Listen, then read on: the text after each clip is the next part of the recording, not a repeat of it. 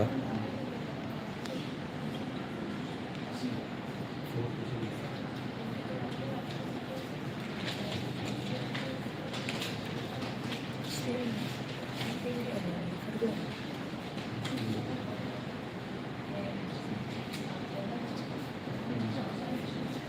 Seconds నుంచి వస్తూనే ఉంటుంది. అడ్డంగా వస్తుంది, ఇందుకు వస్తుంది. Right.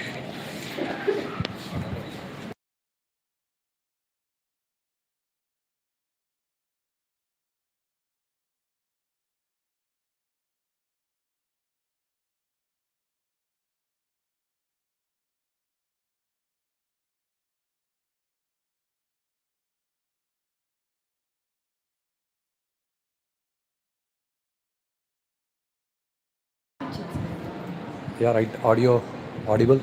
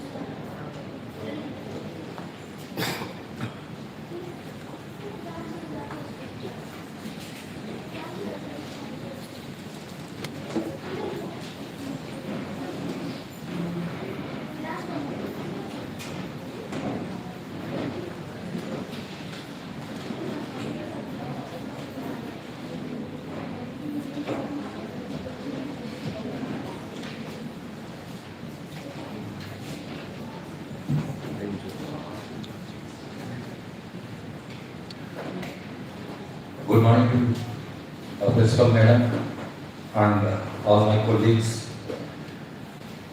Good morning to all students. As such, AICTE and UGC has enforced some guidance through NEP service to conduct different events for the development of students. Amongst those programs, we have planned for a seminar excellence program for first year students to develop their communication skills, their body language, and also expression of the concepts what they have understood. So the inauguration session, we request our principal madam to give us small guidance to students, and we request principal madam to start the event.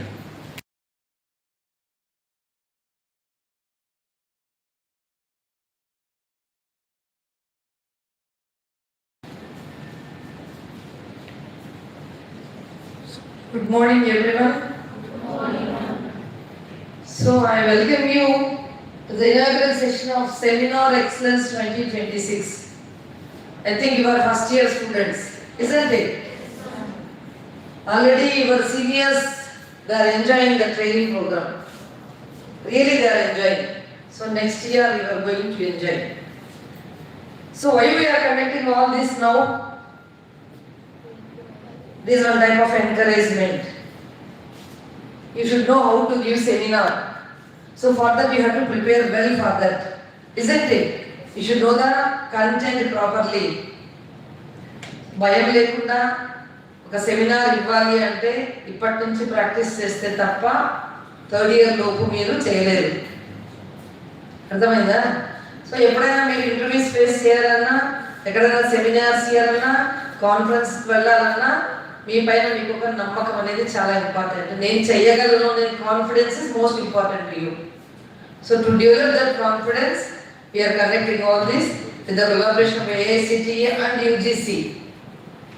So this program comes under NEP, your National Education Policy is there. So it is one of the parts of that program. So I wish you all the best. Thank you very much.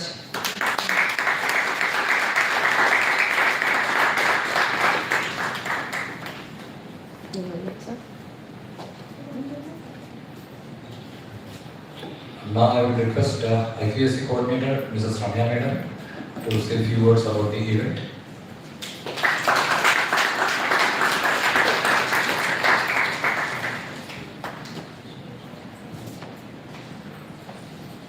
Very well, good morning to the dignitaries present here and my dear students. So Seminar Excellence 2026. So seminars ఇవ్వడం అనేది మీకు చాలా use అవుతుంది ఫీల్డ్లో. Next five ఇయర్స్కి వెళ్ళినప్పుడు you have to face interviews, HR interviews ఉంటుంది, చాలా ఉంటాయి. సో అక్కడ మీరు భయం లేకుండా మాట్లాడాలి అంటే ఇక్కడ ఇప్పుడు మీరు ప్రాక్టీస్ అవ్వాలి. So all the best for your seminars and do well. Thank you.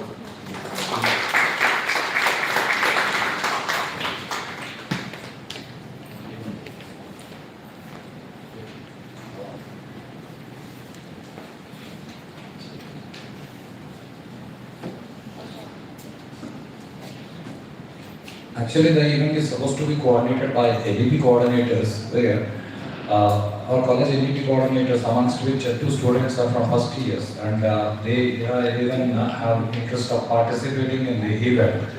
So one of our coordinator of LEP staff is Harsha, and one of the another student, Miss Bhavani from BCAI, will be coordinating this event. Now I would call upon Miss Bhavani to continue the event by calling participants.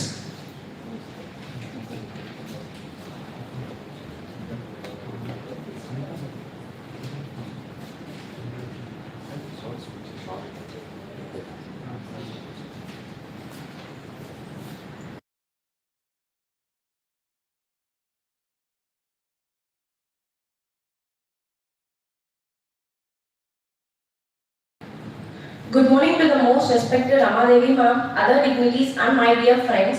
Today we have all gathered here to share knowledge, lose fear, improve communication, boost confidence, enhance their presentation skills, improve body language. Now let me invite our first participant, Sanjana from DBA, to say something.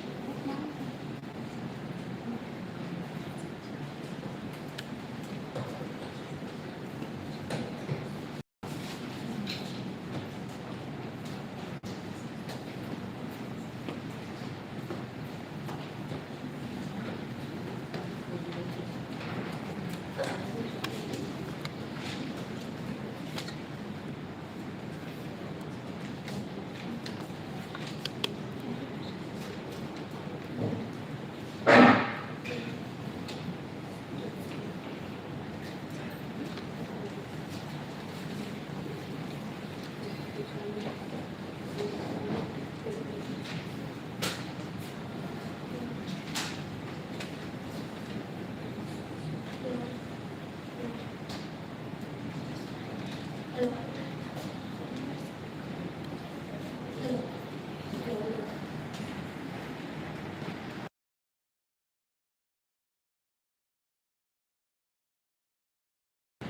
Sanjana from First BBA, and I want to introduce myself first. And I am from first year BBA, and I am very thankful for our esteemed Guru Prasad Garu and our beloved Principal Ma'am Ramadevi Garu and those faculty members who gave me opportunity to present myself. Today I am here to present about the IT Act, how it shapes our online lives and business environment and day-to-day lives.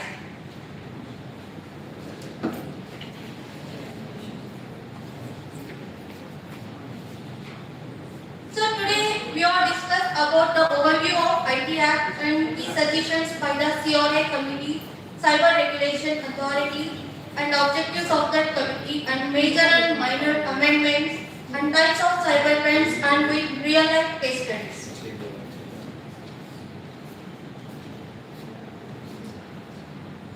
So imagine a world where we shop digital aids, every click of payments, online message has legal value, and we pay through UPI, attend classes on Zoom and share our lives on social media, all without any legal protection. Sounds some risky, right? So this is why exactly the IT Act is introduced. Regulates electronic transactions and helps fight cyber crimes in India. So understanding the IT Act is not only about law, and it is about business safety, cyber responsibility, and smart digital citizenship. So, let me enter into the came on course when the IT Act was came. The IT Act was passed in the Parliament on 9th May 2000, and it got presidential assent on 9th June 2000, and it came into force on 17th October 2000. This act is based on UNCITRAL. UNCITRAL is nothing but United Nations Commission on International Trade Law. The IT Act is the backbone of cyber law in India.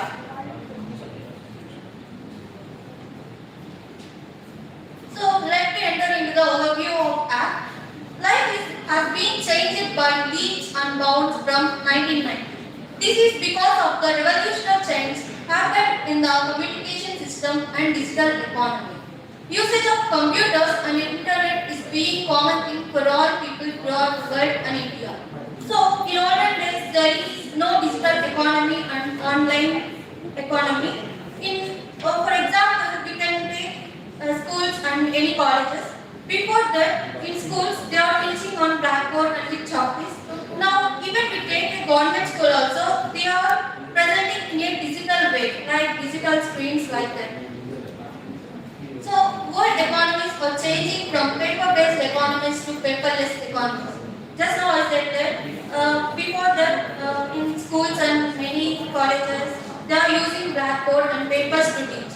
And nowadays there is no blackboard, there is no papers. All are being in online only and with only digital economy. Ordinary people, the businessmen and the government have invited the computers and internet for their work in business on governance to create information, to transmit information and to store information in the electronic form.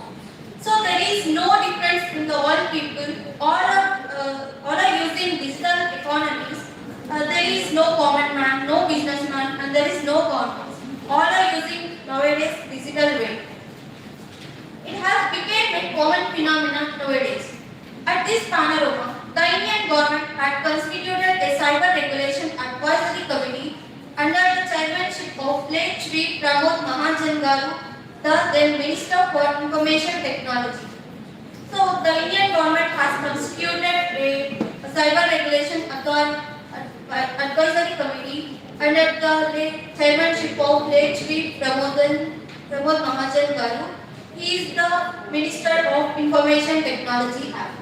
Later, this committee has submitted its report and advised the government to pass separate act for information technology. So later, they discussed all the things about the IT Act and they reported that they submitted the report for government to pass a separate act for IT. So while passing this act in 2000, India was the 12th country to IT legislation. So when the IT laws come for our India, India was the first country to have the IT legislation. And now 144 countries in the world have IT legislation and 42 countries are under proposal. Some of the key suggestions by the committee are facilitating international trade and the adoption of international standards, amendment to the then existing laws to the BNS 1860. So here the BNS is nothing but Bharatiya Nyaya Sanhita. It is nothing but, you know, the IPC, right? Indian Panel Code. It is changed to BNS Bharatiya Nyaya Sanhita. To the Indian Evidence Act 1872, to the Bankers Book Evidence Act 1891, and to the RBI Act 1934. Mr. Mahajan finally said that this act shall be only a facilitator and not a strict regulator of e-commerce, e-living and e-governance. So he said that it is not a strict regulator for e-commerce, e-living and e-governance. Let's come into the objectives. Legal recognition of electronic records and digital signature, prevention of cybercrime, punishment for offenders, promotion of safe digital transactions, facilitates e-governance and e-commerce, regulation and certifying authorities, recognition of e-commerce. So, legal recognition of electronic records and digital signature. So now the government came into force and in IT Act in 2000. From that day onwards, our legal recognition for electronic records are being safe, and we are being in a safe way by preventing the cybercrimes and giving punishments for offenders like that. And the amendment of Act. The major changes of this Act was done in the year 2008. So the major changes of IT Act was done in the year of 2008, and some of the minor changes in the years of 2009, 2011, 2015 and 2020. Introduced provisions for identity theft, cyber terrorism and data protection. So let us see some of the cyber crimes. First one is hacking, phishing, identity theft, cyber bullying and harassment, online financial fraud.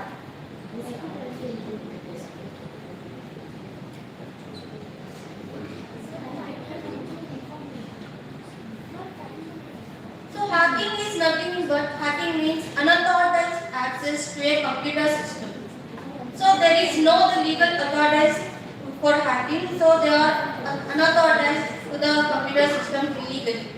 So some of the case studies: Cosmos Bank cyber attack. Hackers infiltrated the system of Cosmos Bank in Pune and withdrew around 94 crore through ATM transactions across multiple countries.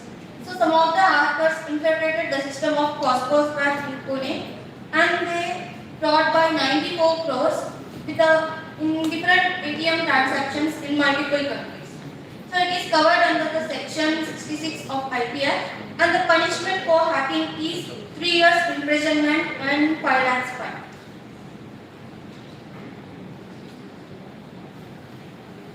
Phishing. Phishing is a fraud where attackers trick users into revealing sensitive data. So we know the phishing everyone. That means is a fraud where attackers trick users into revealing sensitive data from personal things. Case studies: fake bank SMS scams in India. So we know that fake SMS scam. Every day we are seeing that fake SMS in our mobile phones, like in messages or in emails. By clicking a fake links, we are losing our money or any personal information. Thousands of people received SMS messages like your account will be blocked, update KYC now. So we know that very well. Nowadays we are getting fake messages like this: update your KYC and click the link to update your KYC, like that. Clicking the link led to fake websites where users entered OTPs, resulting in money loss. It is very common in UPI fraud cases today. Identity theft: using someone else's personal information illegally. So SIM card fraud. In many Indian cities, fraudsters duplicate a victim's SIM card and gain access to bank OTPs, leading to unauthorized transactions. So we also know this by swapping a SIM card duplicately, and they gain access for OTPs and for any personal information, and they are doing frauds by unauthorized and illegally. It is covered under the section 66C, and the punishment for these offenders is 3 years imprisonment and 1 lakh fine. Online financial fraud includes fake shopping websites, job scams, and lottery scams. So we also know this very well. Nowadays we are facing many problems with the fake shopping websites and these scams. Let us see the case study. OLX scam. Fraudsters pretend to be army officers selling goods at low prices. Victims are asked to pay in advance but never receive the product. So some of the fraudsters, they set the army officer in OLX and they sold the products at low price, and victims are asked to pay the money in advance, but the product was never received to the customer.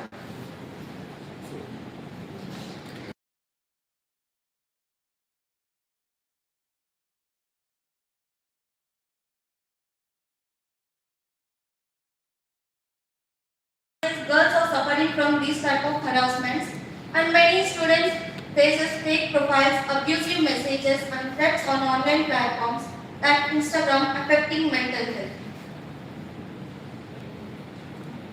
Some of the legal provisions in India are Section 43, unauthorized access and damage, Section 66, computer-related offences, Section 66C for identity theft, and Section 66D for online cheating, and Section 67 for absence content.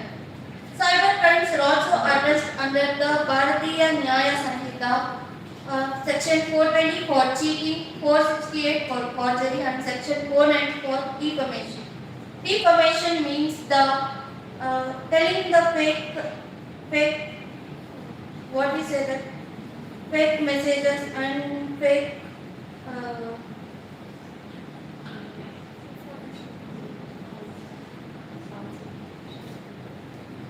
So if you became a victim, report the National Cybercrime Portal, https://cybercrime.government.in, and know that the helpline number 1930 and authorities cybercrime police station. Quick reporting increases the chances of recovering lost money or any other thing you lost and compensation for damages. So cybercrime is growing rapidly, but awareness is our strongest defense. Our defense can prevent it. Laws like IT Act 2000 help to protect us, but we must also act responsibly. So think before you click and stay alert on. Let us use technology safely and wisely. Thank you for your patience, and I hope you found this presentation informative. Thank you.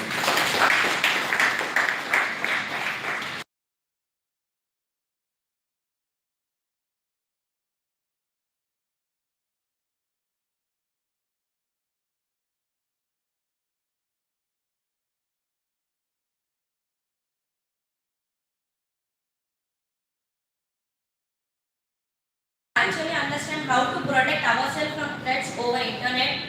Let us all clap for her. She explained something very useful to us as everything is going through the internet. Programming is highly important to survive in the IT sector. That's true. But always wanted to learn Python. Python? Are you talking about a snake? No, I am talking about the programming language that our friend Pujita from first BSc AI is gonna explain about it. Let us welcome her.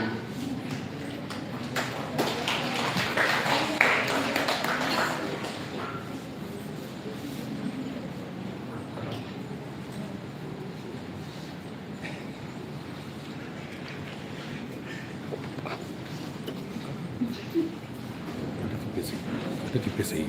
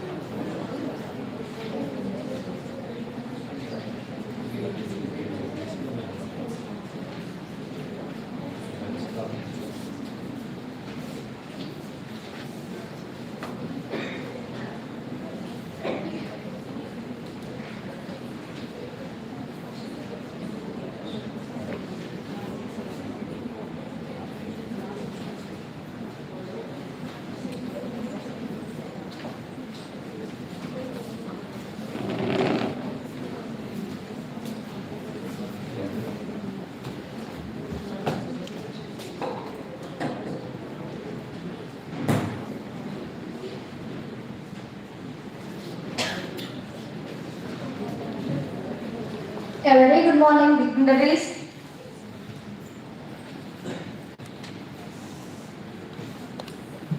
A very good morning, dignitaries, and my dear friends, everyone presented here. I am K. Pujita Mallikarjuna, the BSc AI first year student in our college. Imagine a world. Just imagine a world that you are instructing to a computer or connecting with a computer, just like talking to your friend. That is the power of Python. Today I am here to discuss with you about the just basics of Python.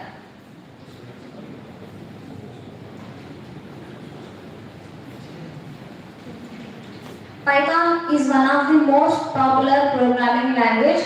It is widely used to create software, websites, gaming development, etc. etc.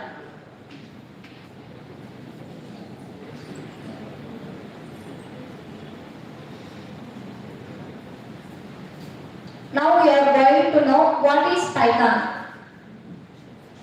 Python is a high-level, interpreted, object-oriented, dynamically typed programming language. Let us know what is that means separately.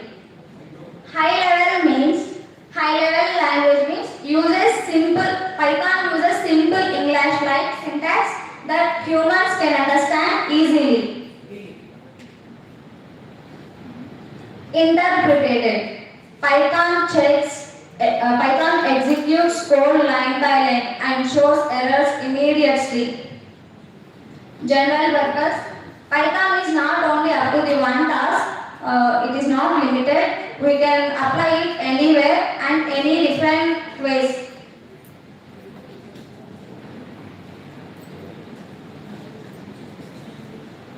Object-oriented. Python is called object-oriented because it supports concepts of classes, object, inheritance, polymorphism, encapsulation, etc. Dynamically typed. In Java, C, C++, we have to mention what type of value we are given. For example, A equals to int 10, B is equals to int 15, C is equals to float 10.05 like that. We have to mention what type of value we are giving. But in Python, there is no need to mention specifically what type of data it is. Look at the picture. He is the creator of Python.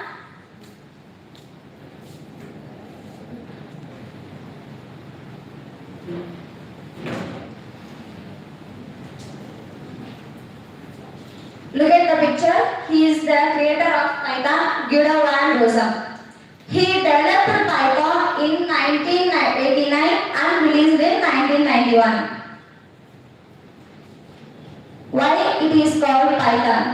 While developing Python, Guido van Rossum reading the scripts of Monty Python Flying Circus. While reading it, he wants a unique and funny name of programming language that he was developing. So he chose the name Python. Here Python doesn't refer to a snake. ఇందాక అక్క వాళ్ళు చెప్పారు కదా Python అంటే snake అని. Here Python doesn't refers to a snake. It is a name of programming language.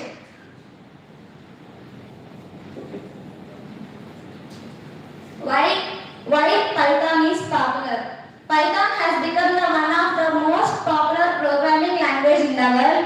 Many students, researchers, developers, almost all companies prefer Python because it has simple and easy syntax, less code writing, large standard libraries. Almost all companies are using Python like Google, Netflix, Spotify. We are using all our time to see reels right in our Instagram. Even Instagram uses Python for developing Instagram. Features of Python: portable and platform independent. Because portable and platform independent means because we can run the same program on any computer easily. No need to change code. works on Windows, Linux, Mac. One Python file works everywhere. Just install Python and run. Free and open source, which means anyone can use it without paying money, and also source code is available to everyone. You can download Python from python.org and use it for projects without any licensing fee. Large standard library. Python provides many built-in modules and functions for different tasks. Math module for calculations, date time module for date and time, OS for system operations, etc. Easy integration. Python allows easy integration with other languages like C, C++, C++, Java, databases and systems. Supports for GUI application. Here GUI means graphical user interface. Python supports graphical user interface applications using libraries like Tinker, Python and Kiwi.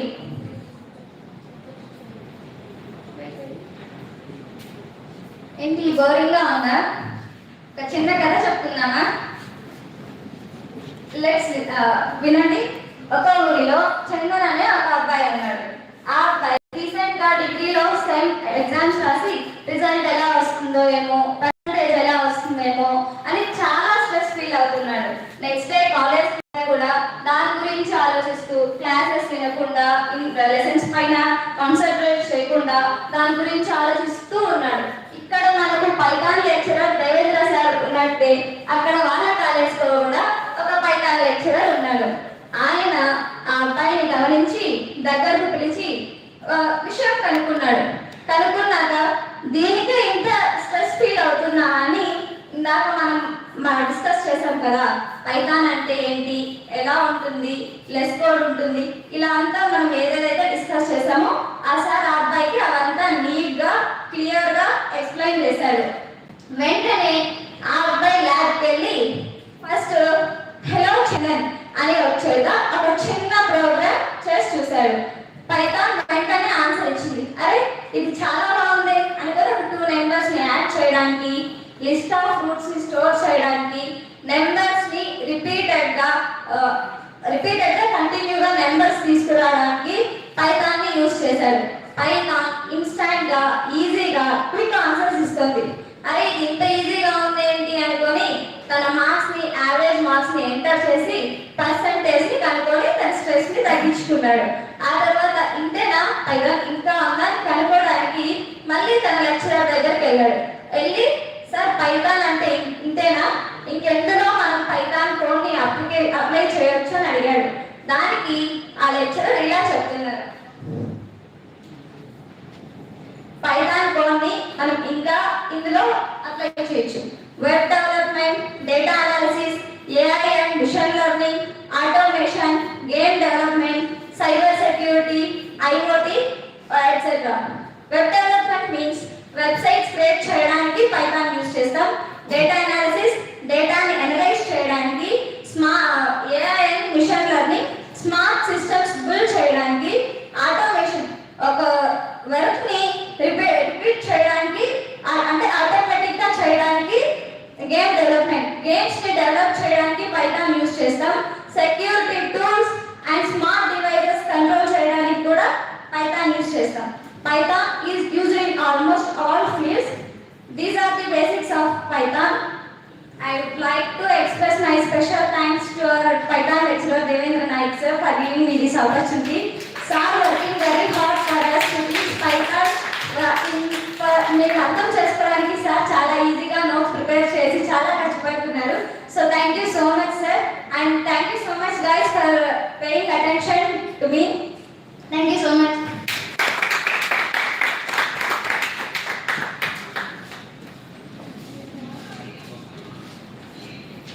Now I hope everyone understood what really Python is. Let us all clap for her. Did you actually hear about something like neuromorphic computing? Is it something related to physical and chemistry? I think so. Let us now call upon the stage K. Shweta from first BS CS to explain in detail about neuromorphic computing.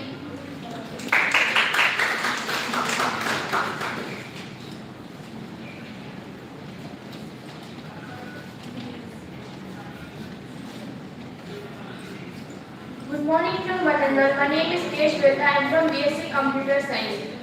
Now let us start with a simple question. Can machines even things like humans? This question has inspired scientists for many years. The answer to this question leads us to a powerful concept called neuromorphic computing. Introduction.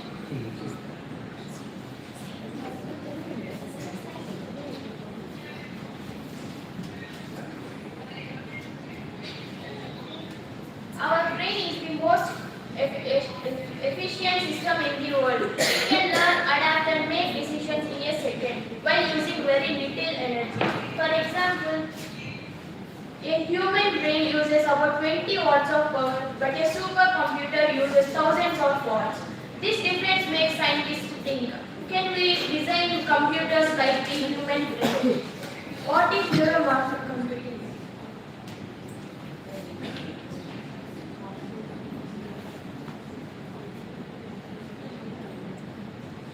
Problem AI can adapt many power consumption, but our human brain consumes only little power and performs many tasks in a single task.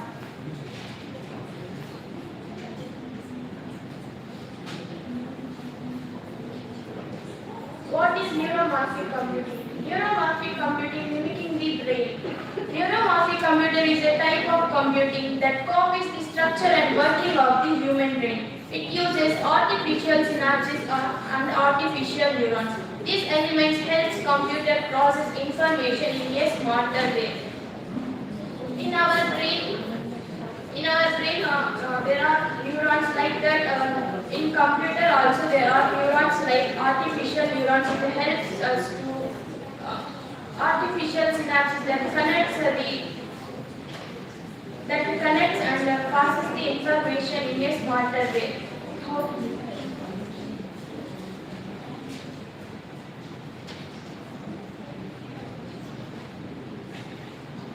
Brain versus computer. In our brain, neurons send signals, synapses connect the neurons. Similarly, neuromorphic systems receive input, process through artificial neurons and produce output.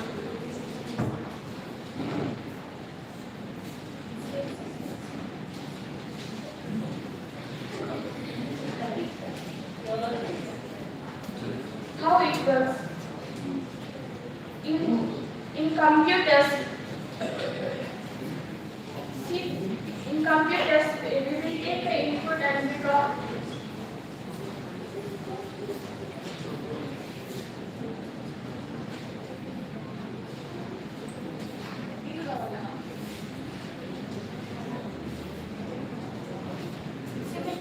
In our brain, neurons send signals, synapses connect to neurons. Similarly, neuromorphic computing receives input and process of artificial neurons produce output.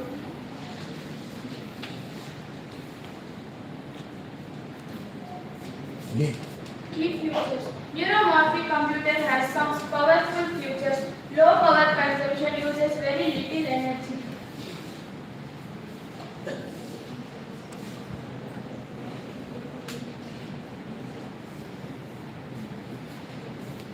Neuromorphic computer has some powerful features. Low power consumption uses very little energy. Parallel processing performs many tasks at once. Learning ability learns from experience. Adaptability improves over time. Application. This technology is already being used in many areas. Robotics. Robots can learn movements. Artificial intelligence, smarter AI systems, healthcare, brain-machine interfaces, smart devices, voice and image recognition. Challenges. Difficult to design, expensive technology, still under development. Conclusion. Neuromorphic computing is the future of smart and efficient computer systems. So the future of computing may not just be faster machines but smarter ones. Thank you.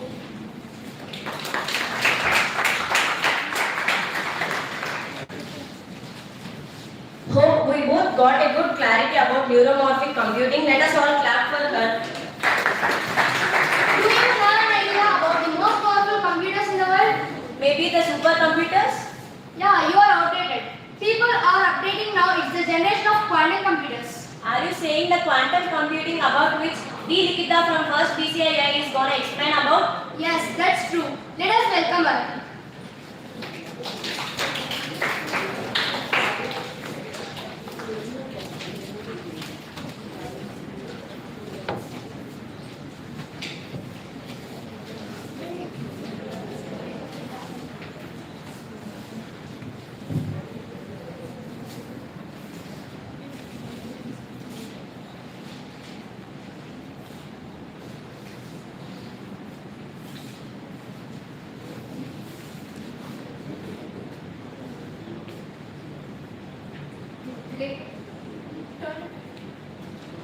With great respect and positivity, I welcome our teachers and my dear friends.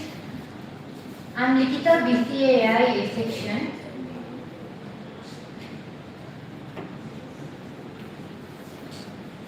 Today I feel very happy to hear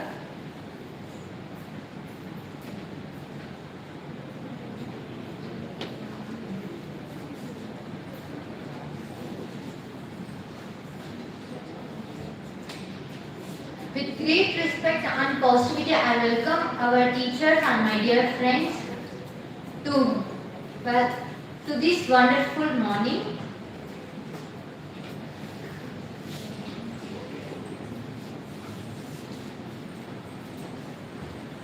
History of quantum computing.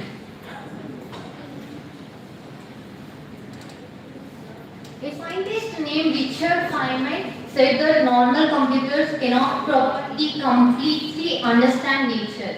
He explained nature follows quantum mechanics. So he suggested building a new type of computers, quantum physics. In another scientist, David Deutsch created the first theoretical model of a quantum computer.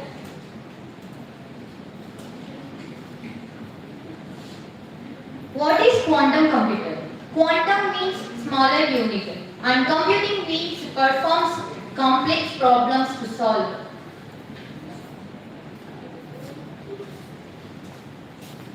Quantum computing is one of the most advanced technologies in the world. Nowadays, quantum computing is the very most powerful technologies in the world. Classical computers are used CPUs, but quantum computers are not like that CPUs, keyboards, mouse. Quantum computers are used QPU, means quantum processing unit. Classical computers are stores data permanently, but quantum computers are stores data temporarily. Why quantum computing had that name? It uses ideas from quantum physics. Important principles of quantum computing. There are four main types of principles are there: qubits, superposition, entanglement, interference. Qubits means 0 and 1. Classical computers are used 0 and 1 bits are only. But quantum computing uses qubits. Next one is superposition.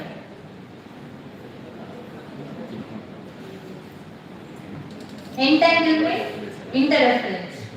Superposition means a qubit can be in multiple states at once. Superposition, a qubit can be in multiple states at once. This means a quantum computing convert on many calculations at the same time. But entanglement means two qubits become connected or linked. Entanglement means if one qubit changes, instantly automatically another bit also can be changes even if they are far apart. Interference means it helps the quantum computer increase the chance of getting the correct answers only. Difference between classical and quantum computing. Classical computer, quantum computing. Classical computer uses bits only, but quantum computer uses qubits. Classical computer uses bits, process information step by step only, but quantum computer uses qubits, it process information many superposition, entanglement and interference, and very powerful for solving complex mathematical problems. Advantages of quantum computing. Very high speed. In future, quantum computing Earth very high speed works. Next one is solve complex problems. Quantum computing is solve complex problems in much faster than classical computers. Compare between classical computers and quantum computing. Classical computers are very slow and nowadays, but quantum computers are solve complex problem within minutes. Next one is improves AI. Quantum computers are in future improves artificial intelligence and machine learning models. Next one is better cyber security. Quantum computing better cyber security in future like encryption and privacy concerns. These are advantages of quantum computing. Why it is powerful?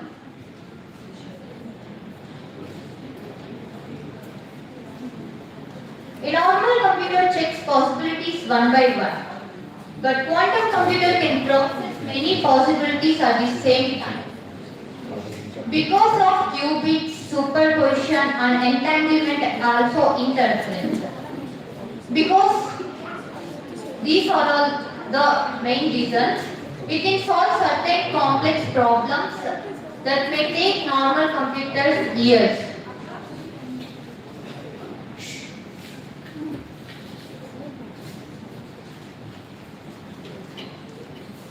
Very useful for quantum computing.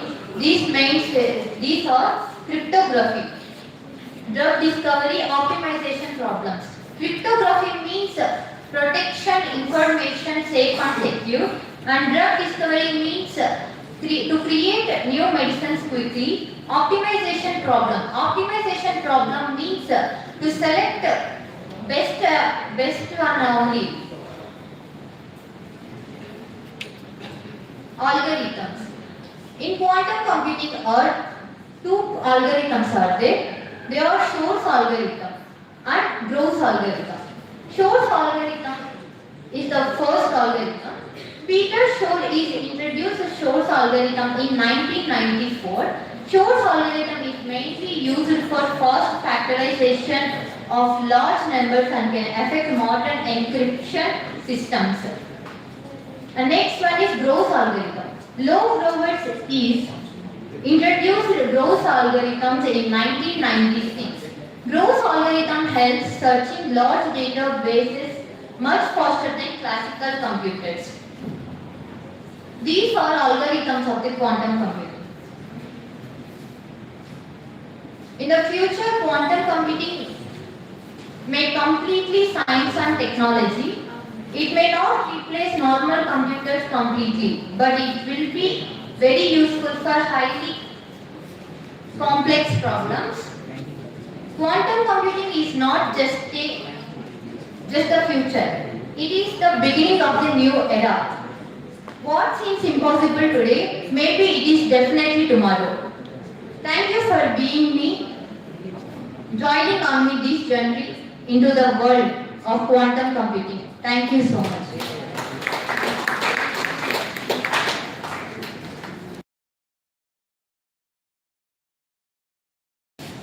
Yeah, so it was a good thing, but actually time is running out. And I found personally that people still are supposed to work out a lot. to make up themselves more perfect, utilizing stage properly. Right. So I would request Sultan Madam to give guidance for you people for 1 minute, 2 minutes. So with her guidance, I hope you can develop your communication and body presentation skills. And along with that, we'll have a break time for 10 minutes on completion of Sultana Madam's guidance. After 10 minutes, we shall continue with the session. Madam, please.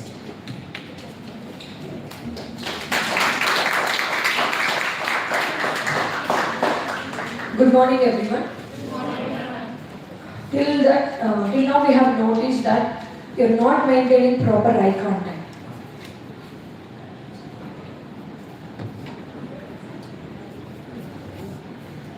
I request everybody to have eye contact with the audience. You're fully engaged with the screen. And number two, you're not moving here and there, you're not engaging. I'm making attentive. Audience కి attentive చేయండి. మీ వైపు వాళ్ళు వినేలాగా మీరు attract చేయాలి. అటు ఇటు తిరిగితే వాళ్ళు మీ జెస్చర్స్ని మీ మూమెంట్స్ని చూసి మీరు ఏం మాట్లాడుతున్నారో అనే దానిపైన ఫోకస్ చేస్తారు. Number two. నెంబర్ త్రీ, ఎవరైతే ఇక్కడికి వచ్చినారో పోడియం దగ్గర సస్టైన్ అయిపోయినారు. అర్థమైందా? పోడియం చూస్తూ పోడియంలో పేపర్స్ పెట్టుకొని చూస్తున్నారు. ఇది రికార్డ్ అవుతుంది కాబట్టి మీరు అట్లీస్ట్ స్క్రీన్ని చూడడము, స్క్రీన్లో ఉన్న హైలైట్ పాయింట్స్ మీద చూడకుండా చెప్పడానికి ట్రై చేయండి. నెక్స్ట్ నెంబర్ ఫోర్, ఎవరైనా నీట్గా మీరు గర్ల్స్ చున్నీలు ఇట్లంతా వేసుకొని వచ్చినారు, కొంచెం నీట్గా వేసుకుంటూ ప్రెజెంటేషన్ చూసే వాళ్ళకి వీళ్ళు బాగున్నారు, ప్రెజెంటేషన్ కూడా మార్క్స్ ఉంటాయి, మీ అపీరెన్స్కి మార్క్స్ ఉంటాయి. అర్థమైందా? మీరు ఎట్లా ఉన్నారో అది confidence. What you dress yourself is confidence. So ఇవన్నీ కూడా కొంచెం దృష్టిలో పెట్టుకొని బాగా ప్రెజెంట్ చేయండి. Thank you.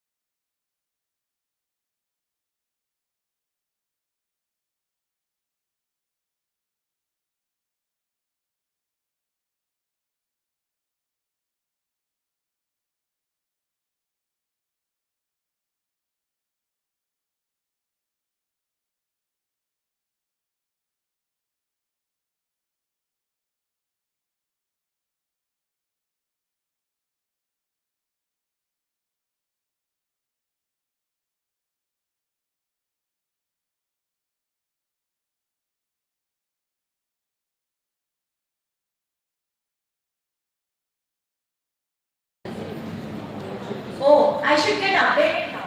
Now I got to know about the most powerful computers. Let us all clap for her. I am planning to start a new business. Wow, really good. But I don't have enough budget. Then try to take a franchise. What? French fries? No, that's franchise. Don't worry now. Dilip from First PCOM is going to explain about this. Let us welcome him.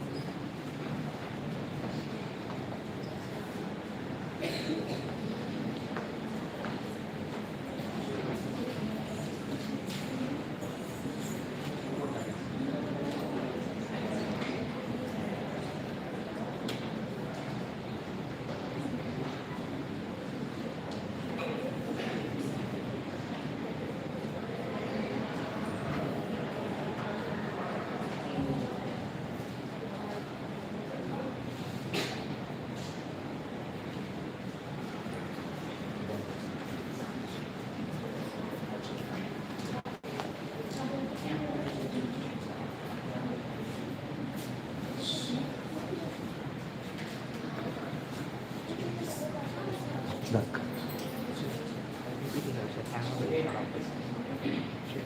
Right.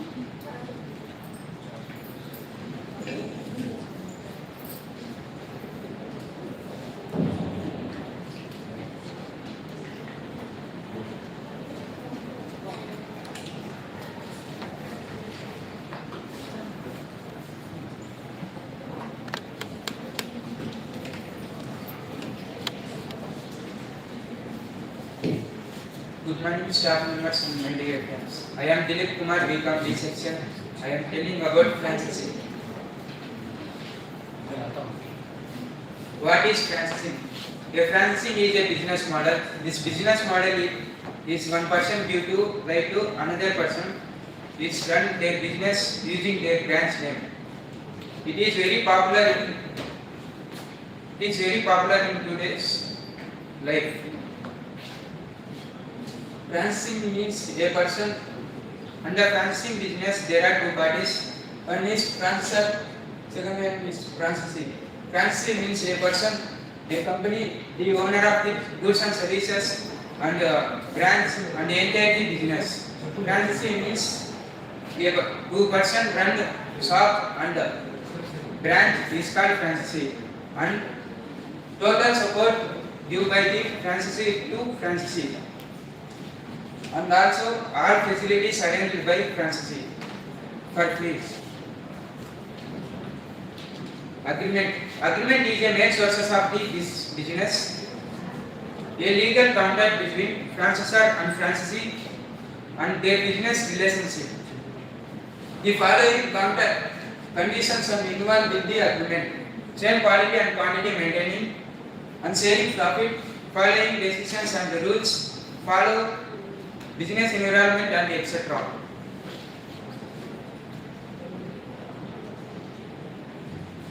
Example. There are so many examples in your world, but McDonald's and KFC is a real example in our locality. These two branches in real example in our Madanpalli. When you observe recipes and management are the same in all branches.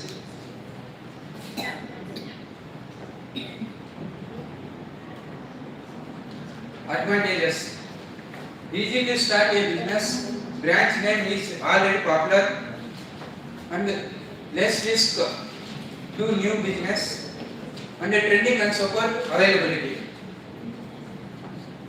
Disadvantages: need more money and less freedom and decisions, and sharing profit must be follow rules.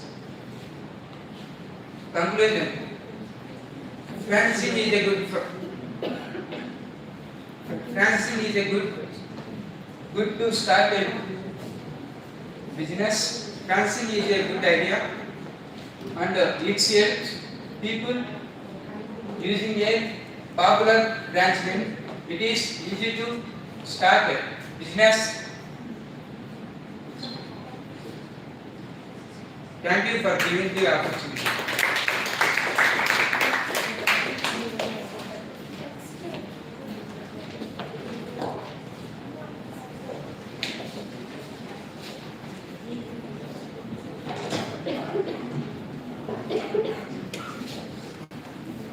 I was a bit confused before. Now I really understood the difference between mine.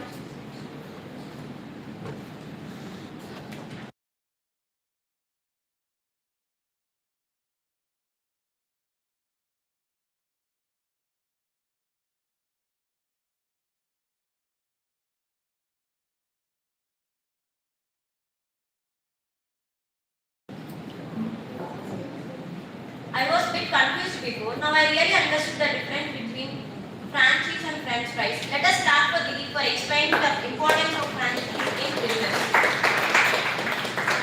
Soldiers play an important role to protect the country. Yes, that's true. But do you know that antibodies are the soldiers that protect our body? I am not a biology student in intermediate, but I feel so interested to know about antibodies. No worries. Now, K. Neeraj from First Biotech is going to give a seminar on immunity and the power of antibodies. Let's welcome her.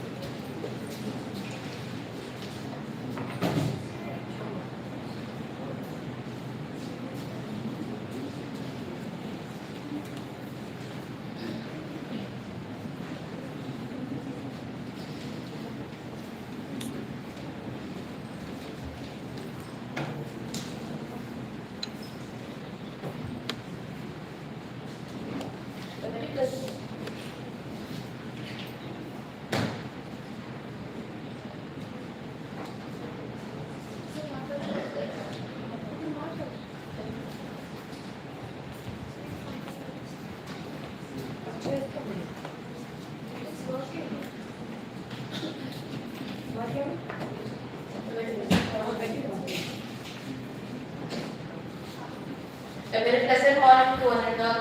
It is present here at my dear friends. I am Neeraj from Biotechnology Department. Today I am going to present about antibodies. But before going to that, let me take you a few years back, where a tiny invisible particle called COVID-19 spread throughout the world, affecting millions of people and spread throughout the world, affecting many people.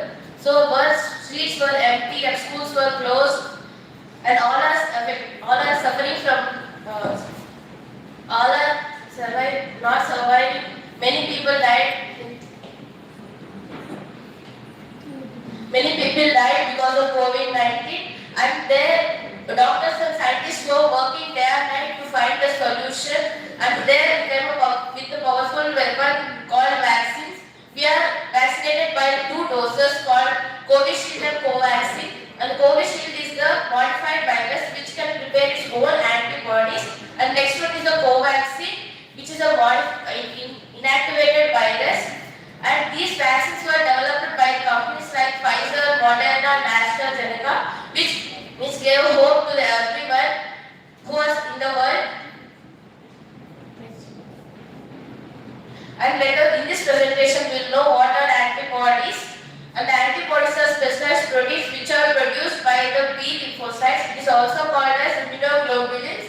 And this helps in neutralizing and killing the antigens which enters our body.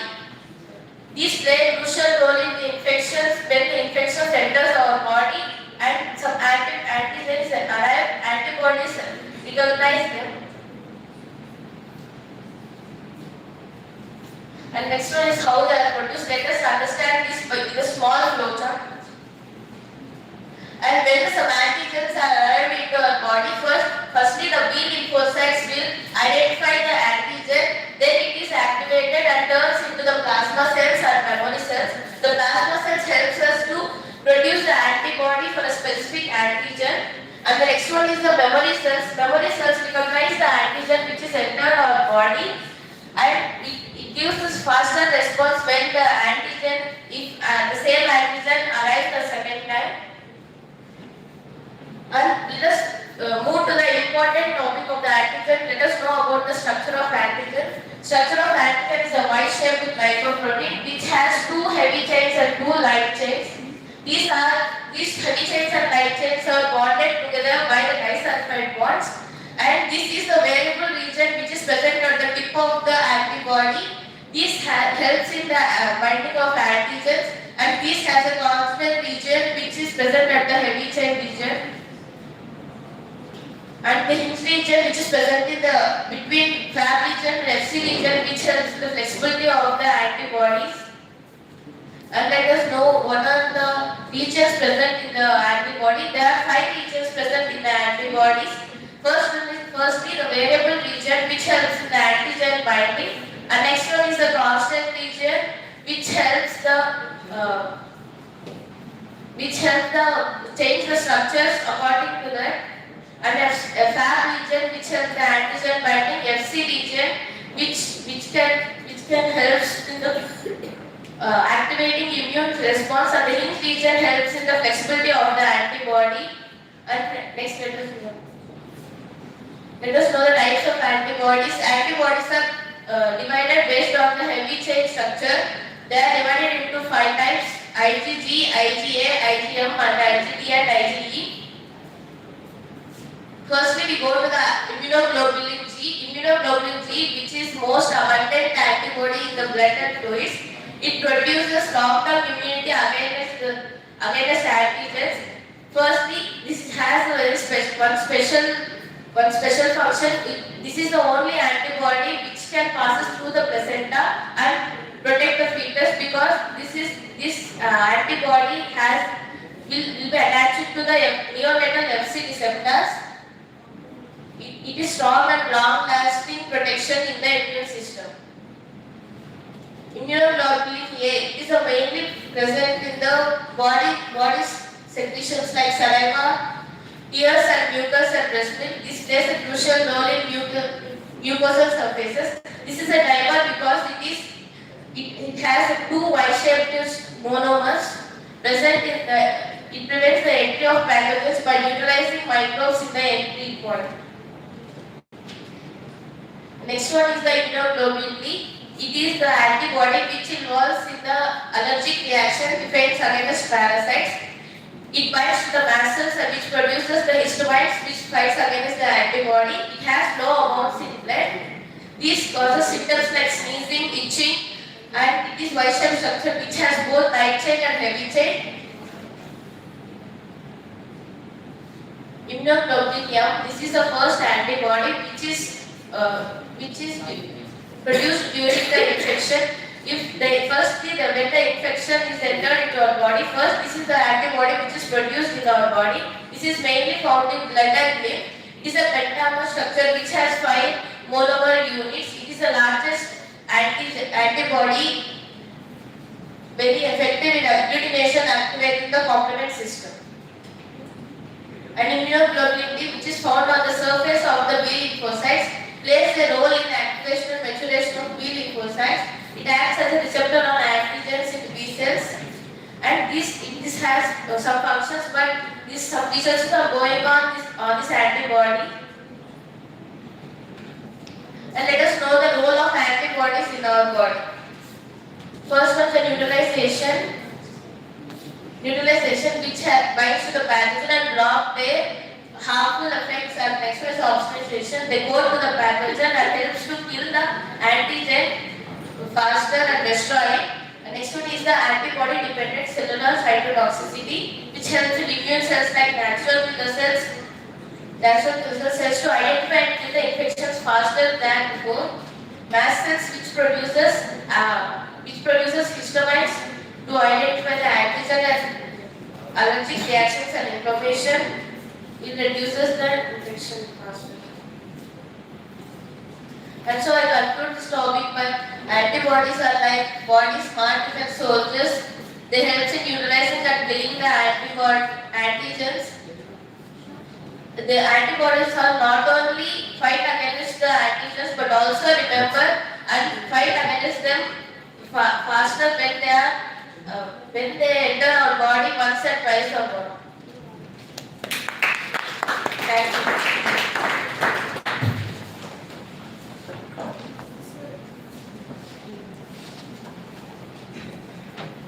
Yes, now I realize how important the antibodies are to our body. Let us all clap for her. I did not understand well about the X and Y theory in the classes. Are you talking about x-axis and y-axis used to draw graphs? I am telling about the X and Y theory developed by MC Grigor. I really don't have any idea about it. Okay, let us welcome Chendu from first BCom to explain about it.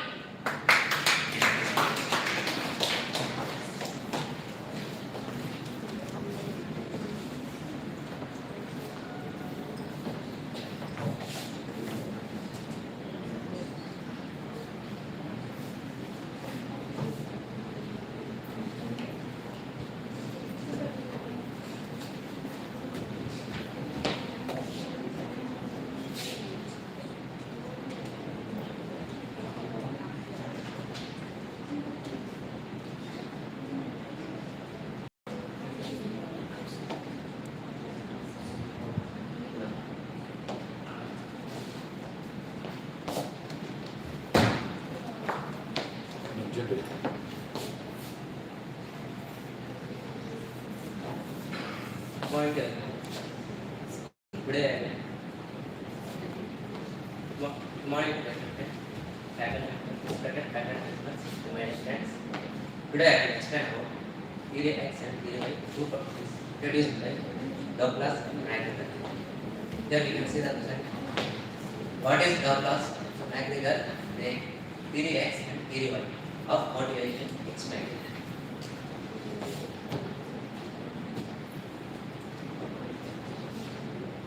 Now here we see meaning. Theory X and theory Y are motivational theories. This theory is propounded by Laplace and McGregor. He was big professor in US. He wrote a book called Human Side of Enterprise in 1960.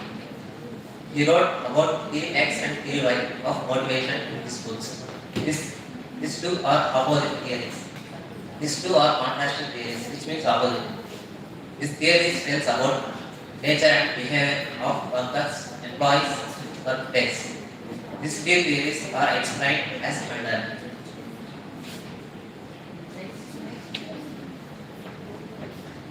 Theory X, pessimistic or negative theory. Managers under this theory opine and believe that workers dislike to do work. Workers avoid responsibility. Workers need to be controlled strictly. Workers work only for money. Workers must be forced and supervised. So managers say that motivate employees to make themselves to involve in the work. Strict rules must be imposed. Tight supervision must be created. Punishments are prescribed. Authoritarian, which is bossy management style, is to be established. So theory X, employees are lazy, control them severely. Let us see the picture of theory X.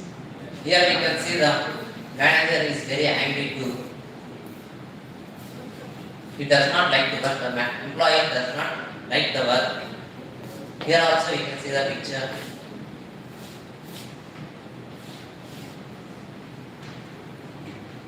Next we go to theory Y. Optimistic or positive theory. Managers under this theory opine and believe that workers like to do work. They have responsibility to work. Workers need not to be controlled very strictly. Workers work with self-motivation. Workers need to be forced and supervised. Workers can think, plan and be creative. Workers are friendly, natural and enjoy the work. So managers say that motivate employees to make them to involve in the work. Participative management style is created. Delegation of authority must be introduced, which means rewards to be offered and motivated. Good and healthy work environment is maintained. So theory Y, employees are not lazy but they are lazy.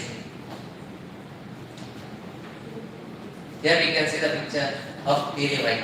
Employees are very happy to share their opinions to employees.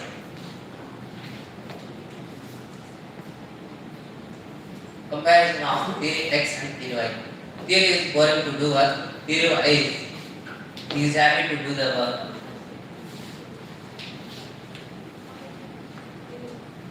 Simple differences between theory X and theory Y. Aspect, employee view. In theory X, they are very lazy to do the work. In theory Y, very responsible to do their work. Motivation, external. In theory Y, internal. Management style. In theory X, there is very strict employee management. Management style in theory Y, they are very supportive to encourage the work. Conclusion. In conclusion, theory X and theory Y are two different styles of management. Nowadays, the companies prefer theory Y to this because it improves employee performance and satisfaction. So managers trust employees to motivate them. Thank you. Thank you for that.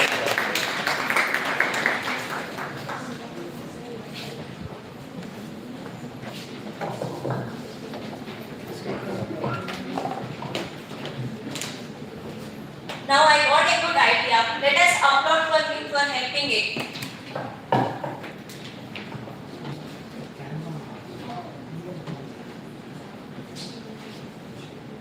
Being students, motivation is very important for us. Yes, the Maslow's theory of motivation. Wait, what? Oh shit, don't you really know about it? Not really. Don't worry. Now Shahina Taksu from First BCom is going to explain us about it. Let us welcome her.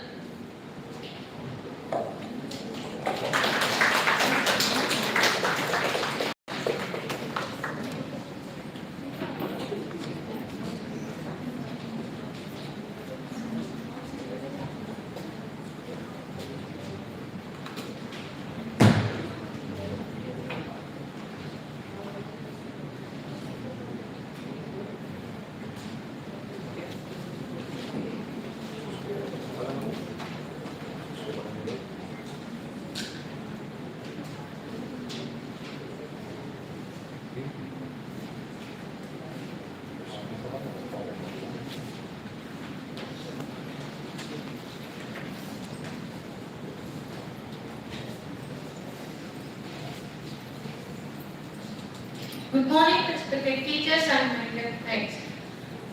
Myself, Shahira Tabassum from first BCom A section. Before starting this presentation, I just want to ask a simple question to all. Why do we study, work, or try to achieve something in life? Is it for success or happiness or money?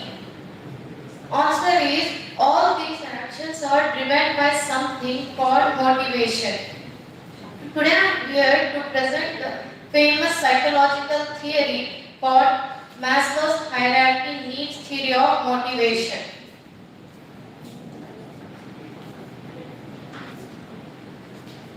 What is motivation? Let us understand what motivation means. Motivation is the inner force that drives a person to act in order to achieve a goal. We cannot do anything without motivation. Every action we do has a reason behind it. For example, a student wants to get good marks. This desire becomes their motivation. Because of this motivation, the student starts studying and completes his or her homeworks and preparing for exams. And this motivation is of two types. One is internal motivation and the second one is external motivation. Internal motivation means that comes from inside, like passion, interest, etc. And the external motivation comes from outside, like recognition, appreciation, etc. Now let us talk about the person who introduced this theory, Abraham Maslow. He was an American psychologist. He introduced this theory in 1943. According to him, as we are all humans, we have several kinds of needs. First, we satisfy the basic needs and then we move towards the higher level needs. And he introduced his theory in a form of pyramid. And this pyramid consists of 5 stages of human needs. And the first one is physiological needs. And these needs are also called as the basic needs. Here, the basic needs are food, water, breathing, shelter, etc. And the second stage is safety and security. And this represents the health, employment, property, family and social abilities. And the third stage is love and belonging. This represents friendship, family, intimacy and sense of connection. And the fourth block represents self-esteem. This represents confidence, achievements, respect of others, etc. And the fifth block represents self-actualization needs. And these are morality, creativity, etc. Now let's discuss about each type of human needs. The first one is physiological needs. These are also called as the basic needs. These needs are basic and essential for survival. A person or an employee first tries to fulfill their basic needs. Then after satisfying the basic needs, they motivate themselves to go to the next stage, which is safety and security. The person, after satisfying their basic needs, they motivate themselves to go to the next stage, safety and security. For example, a person, Sita, who satisfied her basic needs, she go to the next stage, safety and security, like searching a good job and having a stable income, having a safe life, etc.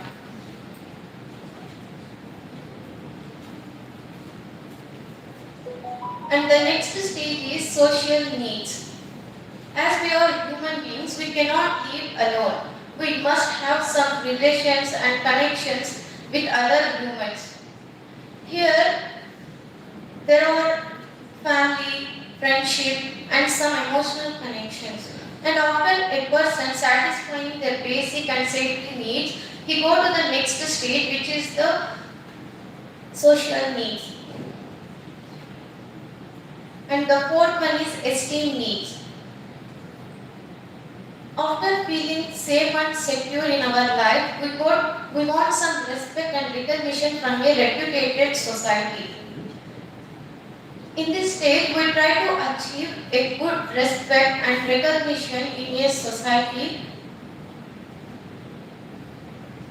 And after satisfying these needs, we go to the next stage, which is self-actualization needs. And these needs are creativity, insight, and moral development, etc. And after satisfying all before 4 stages, the person reaches to this stage. And this is the last stage in Maslow's hierarchy needs theory. It means becoming the best version of ourselves. Conclusion. So according to Maslow, the needs motivate human beings to reach the higher levels. And thank you for giving this.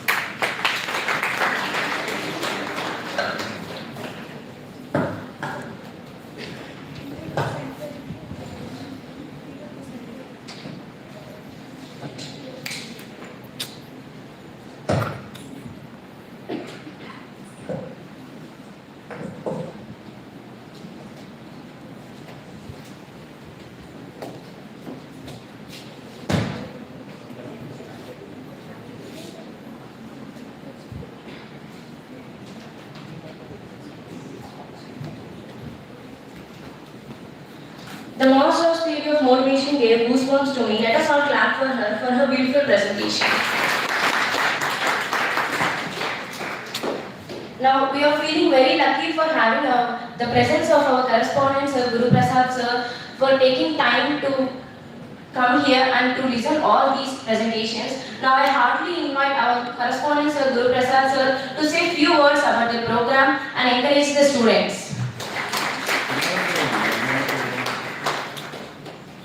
Madam పేరు పెట్టి నన్ను మాట్లాడమంటే mining లేదు sir, man of class sir. Slide అన్నా తీసేయండి, నేను వచ్చి మాట్లాడతాను. వేరే ఒకటి పెట్టి ఒకటి మాట్లాడమంటే ఈ సెమినార్ లేదు sir.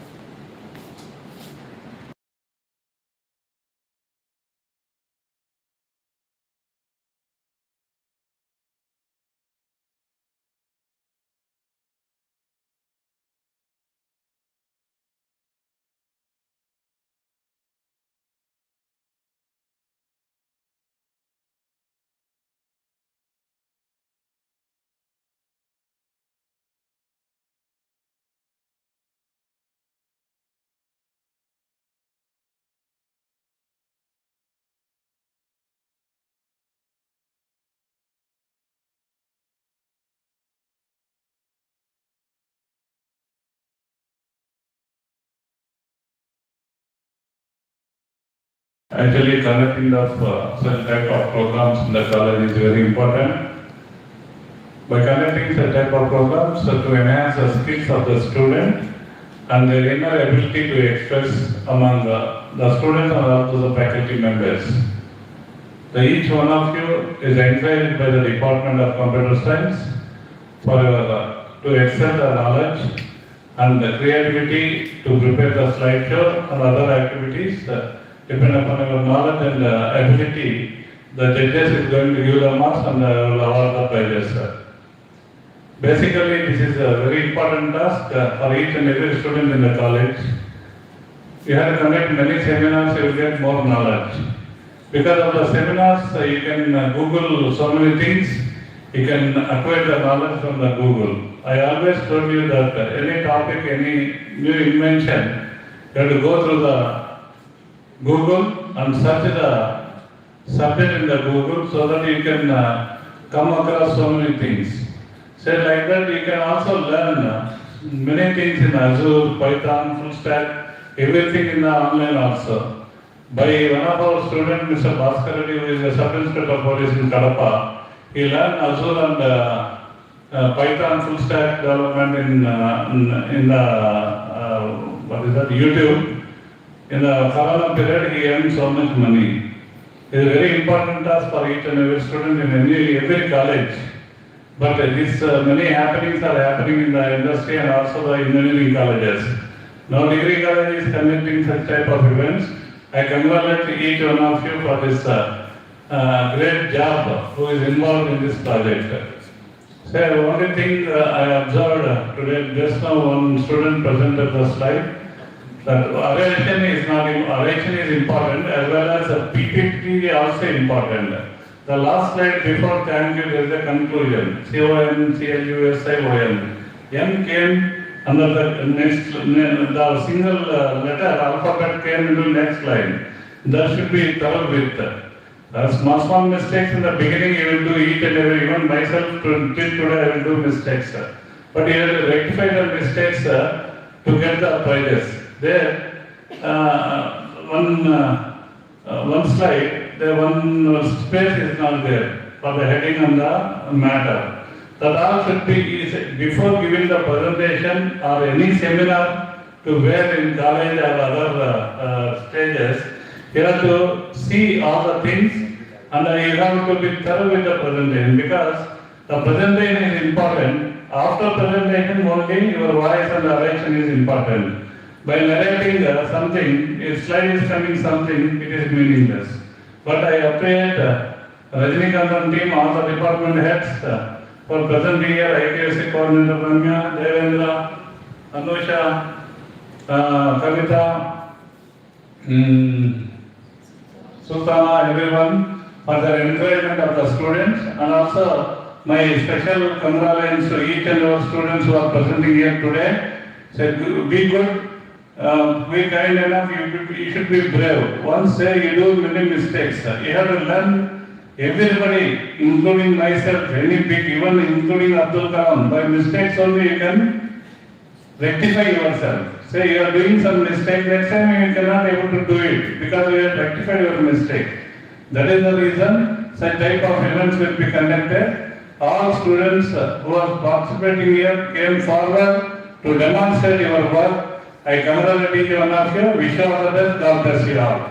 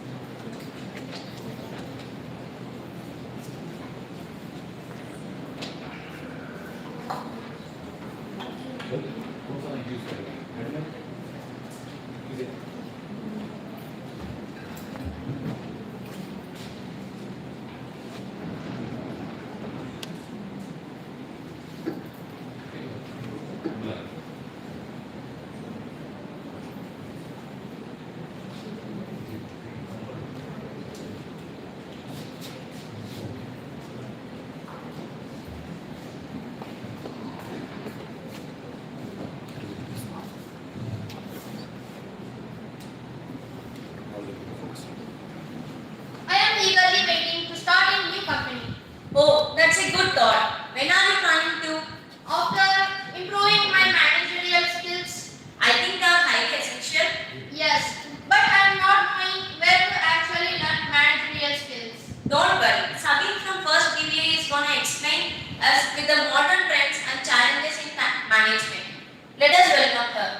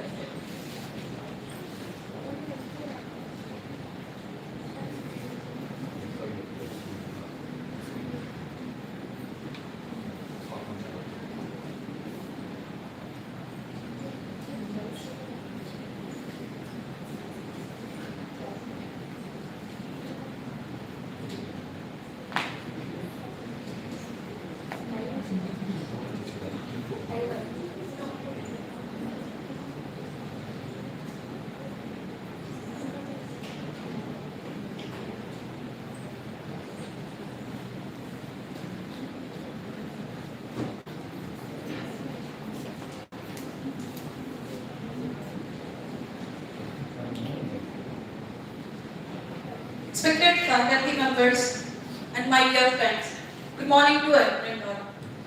Today, myself Sheikh Shabi from First BBA second semester. Today we are living in the world where the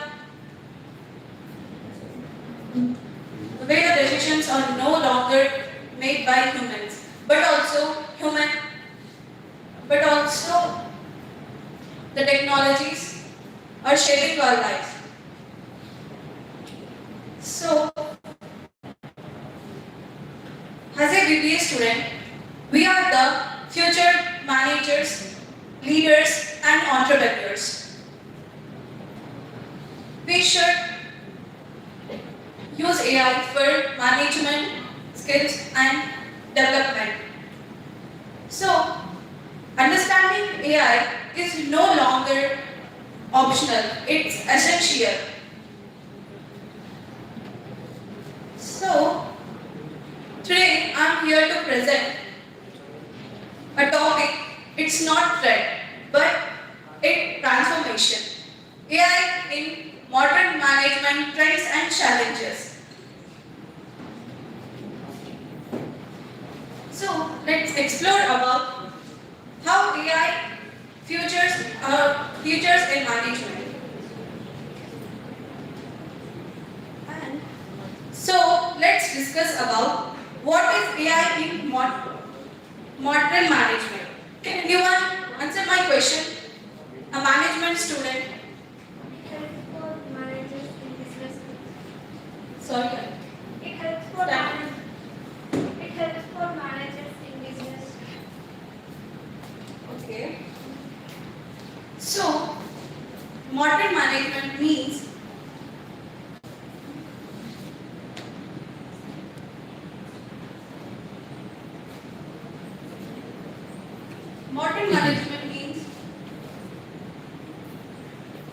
using smart computer systems that can analyze data, learn patterns, and make decisions. Helps managers run business better and faster. So, let's discuss about some advantages and disadvantages of management.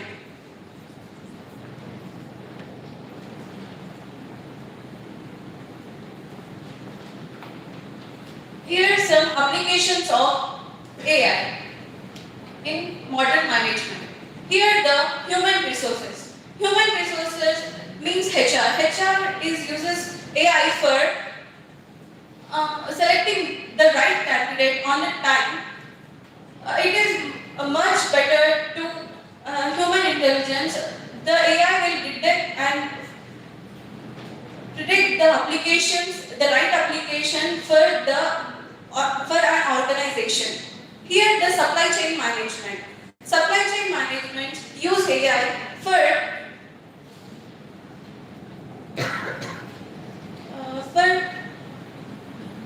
supplying goods and services on time through the AI. It improves delivery by finding faster routes.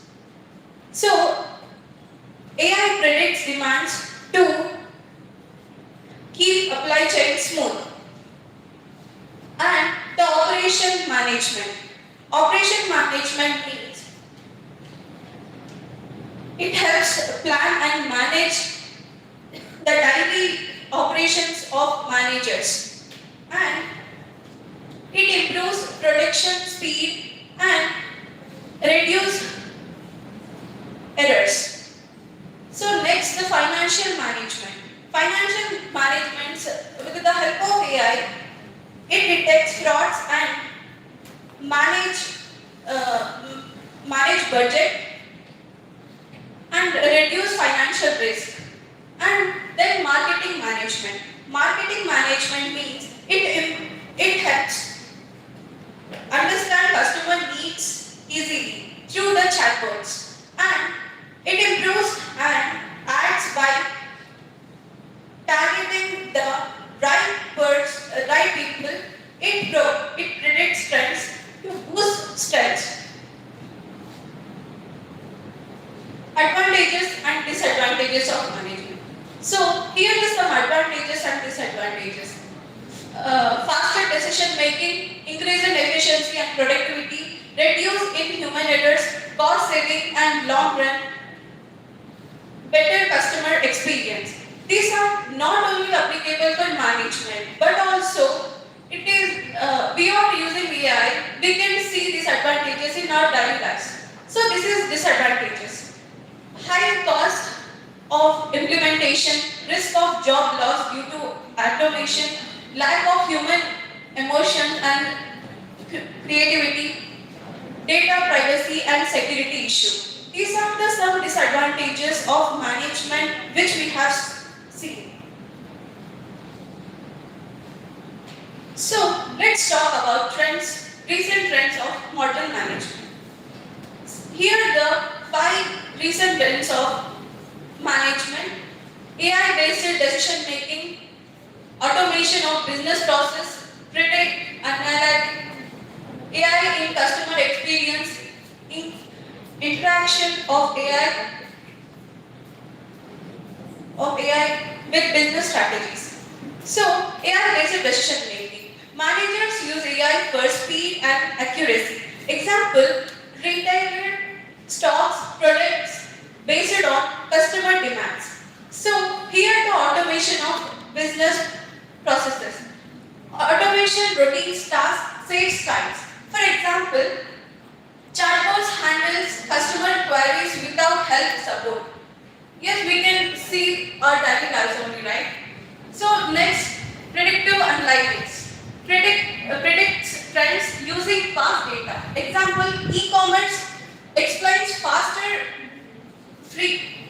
festival sales. And AI in customer experience improves interactions. Example, personalized product recommendations on shopping websites. So the last one is integration of AI with business strategies. Includes in long-term planning. Example, companies use AI for marketing strategies and pricing. So these are the trends which we are using in modern management. Let's move to the next slide, which is challenges. So key challenges of AI implementation: high implementation cost, data privacy and security issue, lack of skilled workforce, ethical issues in AI, and resistance to challenge.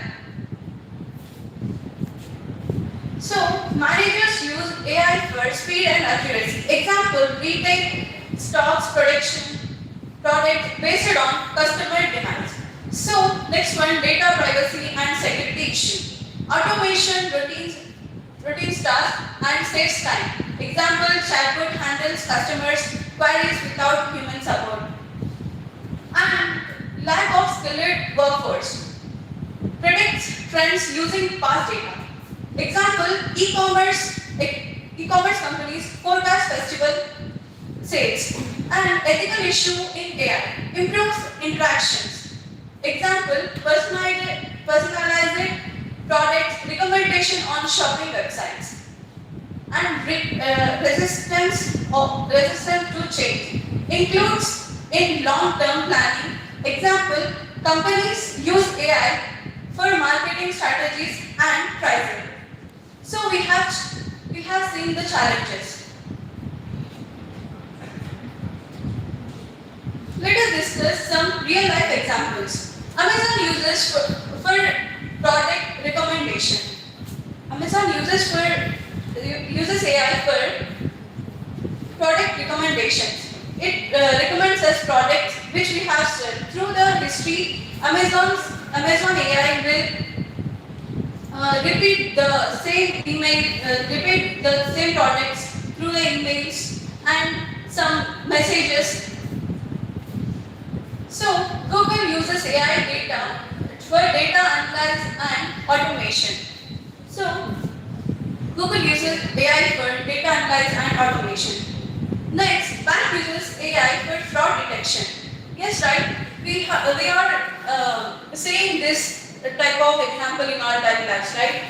Some banks, not from banks, but fraud calls are coming directly come to our phones, right? Then AI will predict. AI will give. AI will give information that is fraud through the spam calls like that. Companies use AI chatbots for customer support. So 24/7 chatbots are using by ChatGPT and many AI tools, right?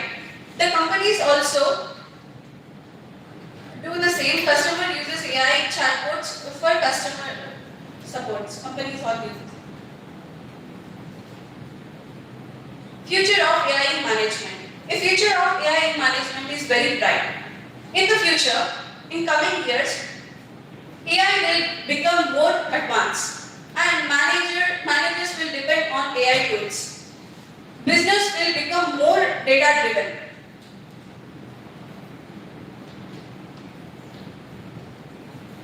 So, conclusion.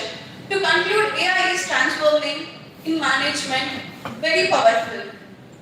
It helps managers make better decisions, saves time and improve efficiency. But AI cannot completely replace human. The best management comes from combinations of human intelligence and artificial intelligence. However, human intelligence and artificial intelligence work together for best results. Thank you.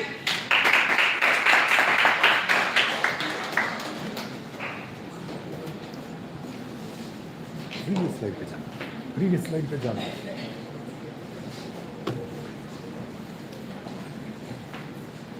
Thank you, Sabine, for training me about management. Let us all clap for her marvelous presentation.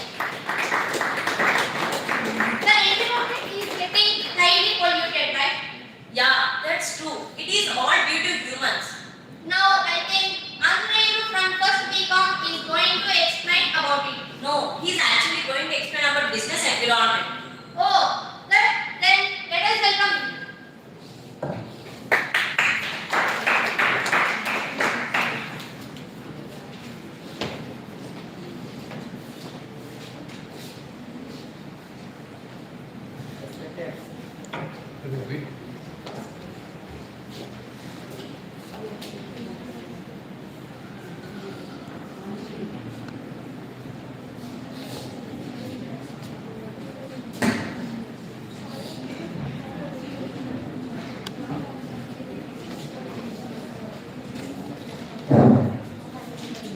Respected faculty members, dear friends, good morning to all.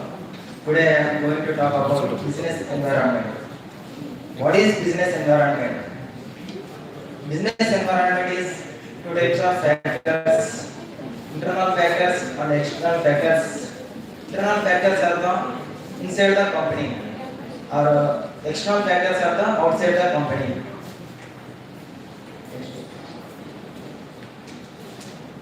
Introduction.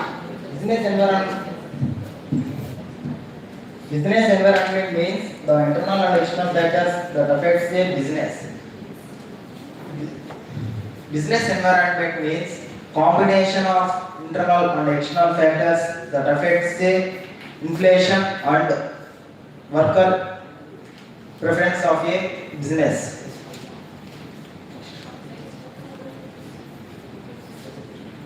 Business environment, internal factor environment and external environment. Internal environment, employees, work culture, management, company policies. External environment, economic factors, competitors, technological changes, regulations.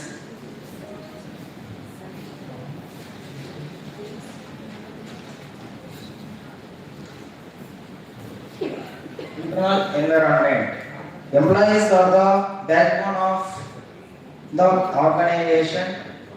Their work is dedicated the success of the business. Employees, people working in the organization who perform tasks and drive productivity, their skills, attitude, and performance directly affects business success.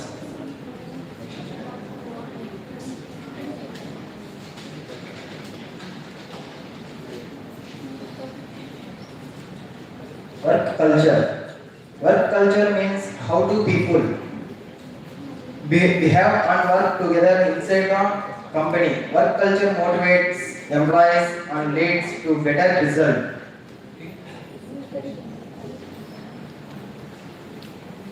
Management. The group responsible for planning, organizing, and controlling activities. Good management ensures proper decision making and business growth. People who run the employee and take important decisions, effective management ensure proper coordination, productivity and success of the organization. Next.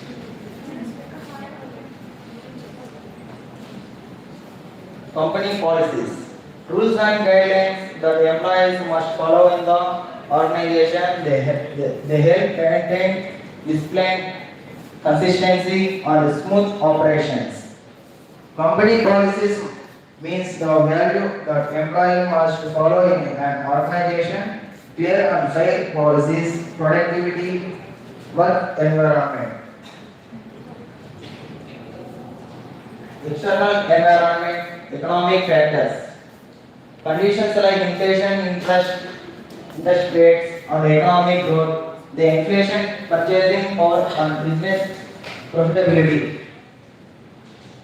Economic factors decide how much people can spend on how business grows.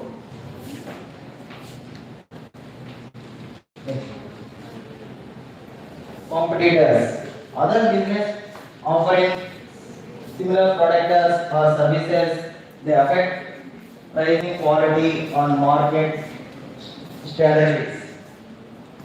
Economic factors help competitors help business improve and provide better services to customer. Technological changes. New advancements and innovations in technology, they improve efficiency but require adoption by business. Adopting modern technology increases productivity and gives a competitive advantage. Competitors. Other business operating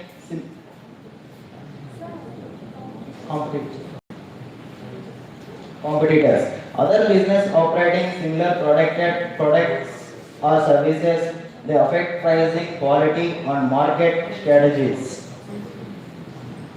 Proper regulation ensure fair competition and protect customer. Conclusion. Next.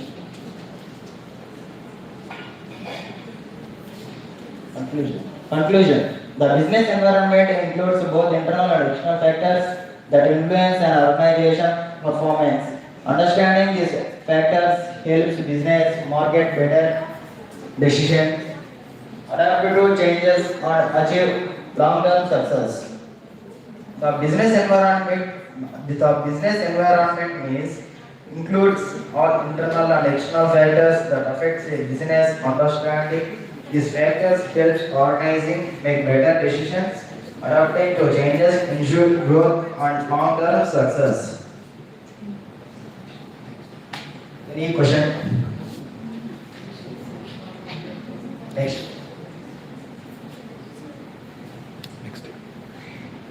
Thank you for giving the opportunity.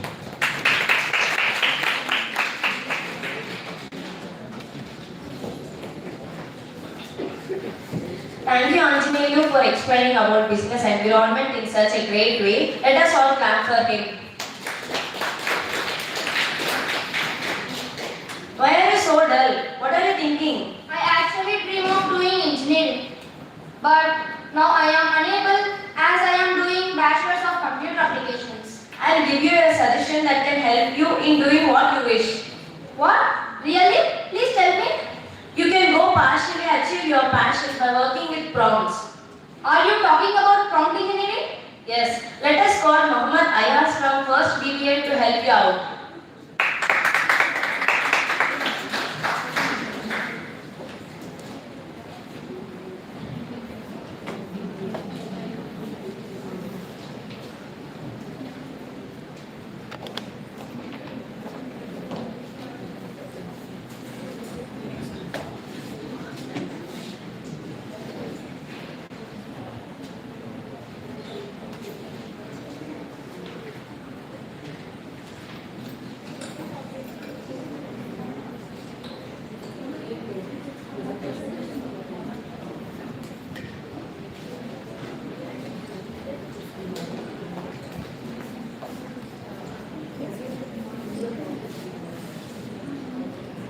Good afternoon to all. Respected correspondent sir, and respected principal ma'am, and respected all my dear friends.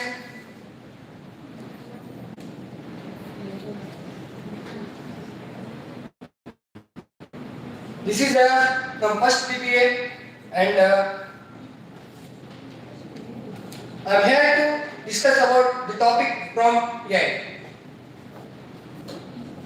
There is small introduction about prompt AI. Prompt AI is the way of giving instructions to the artificial intelligence using text or commands. It helps AI understand with a what they generate useful response.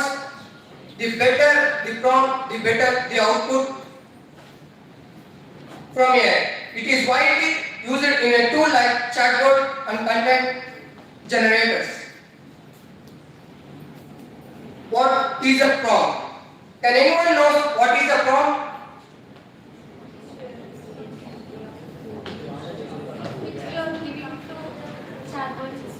Sorry? Please again. The matter which we are giving the chatbots about what's wrong. Good. And a prompt is an input or question we give in the AI system. It can be a sentence, question, or a paragraph. AI uses the prompt to understand and respond accordingly. How prompt AI works? Prompt AI works use machine learning and train a large data. It is AI reads the prompt and creates the best possible response. It understands patterns, languages, contexts, and from training data. Then it generates a human-like answers or outputs. Uses of prompt AI. Prompt AI is the use of education, business, and daily life. In our daily life, you using chat GPT like YouTube. Am I right? Yes. Thank you. It helps writing, content, coding and answering questions. Companies use it customer support and automations. Students use it learning project. In nowadays, they have 5th class students also use chat GPT to their project works, and our teachers using the chat GPT to improve our knowledge and questions what we want to learn from the AI. Got it?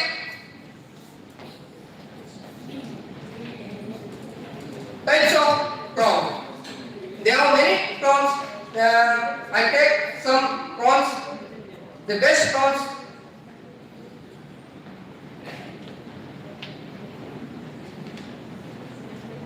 The first prompt is a simple prompt. It gives basic instructions to AI. Use when we need quick answer. Example, what is AI? Yes. Detailed prompt. It helps AI gives accurate and specific answer used to assignments or project. If you ask ChatGPT a correct in a clarity, you have to ask ChatGPT a very clear and a specific question. It gives a best output to you. You have to ask first of all a clear way. Then it will give you a best and understandable answer in a simple way. Detailed prompt. It helps AI gives accurate and specific answer.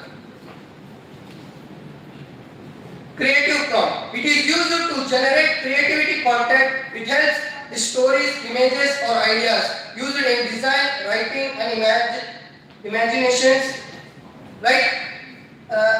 And I explained that in nowadays we are all using Instagram, right? And we post on Instagram to more views, more likes, more shares, more comments. We ask the ChatGPT to give a best captions for our image, for our video, and best songs, best effects. That's the ChatGPT now using us and create it. Who use prompt AI in daily life?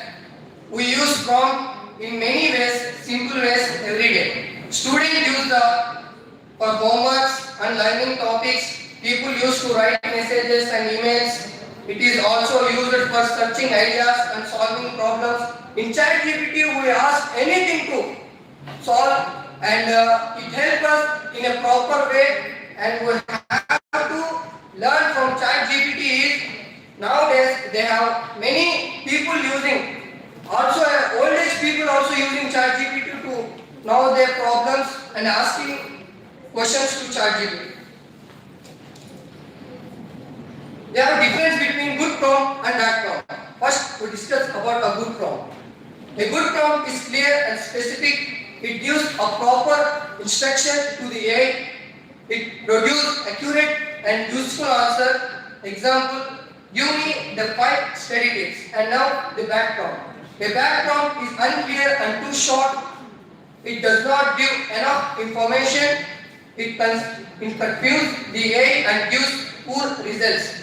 It may produce wrong or incomplete answer. They have 2 good prompt and bad prompt. In this, you have to give best input to ChatGPT. It will give a best output to you.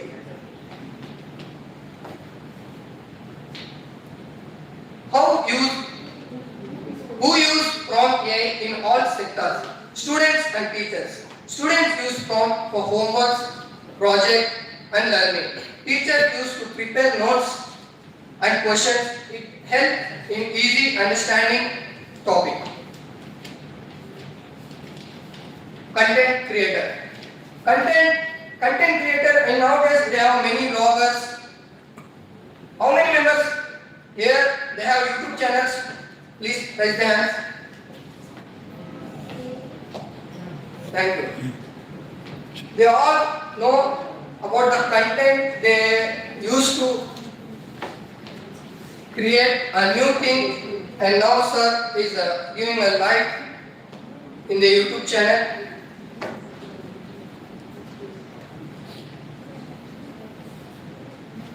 Futures of prompt.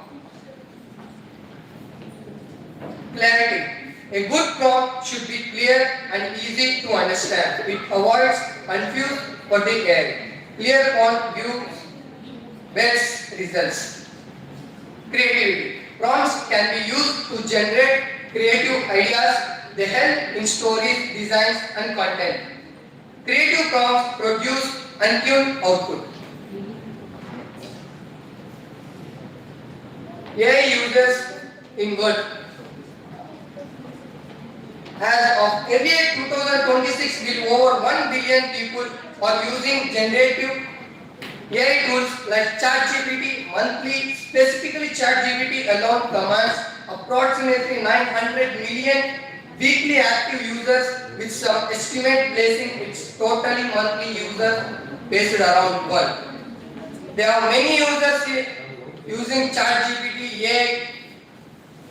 You see, 1 billion people are using generating AI tools nowadays. Can anyone imagine that?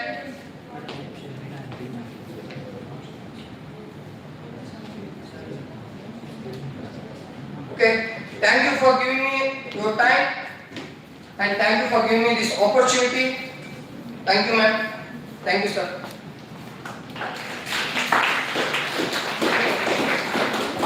Anyone have any queries?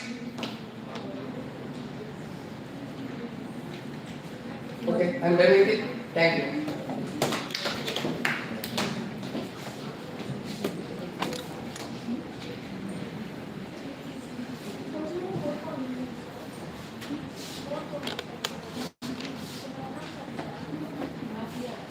Thank you, Ayaz, for helping me. Let us clap for him for his mind-blowing presentation.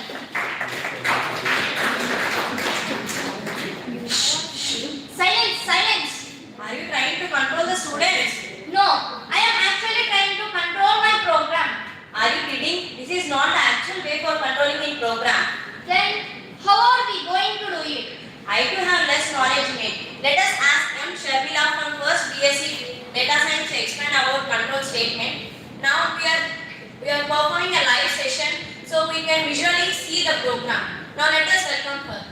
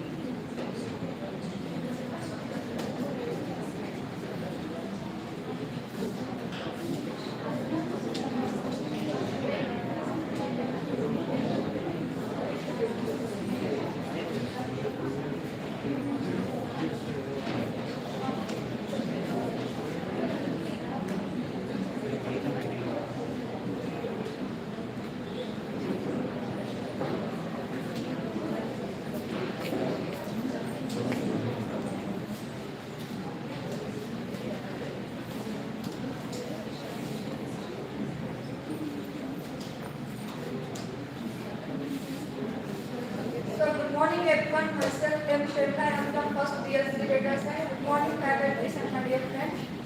So today I am going to explain about control statements in Python.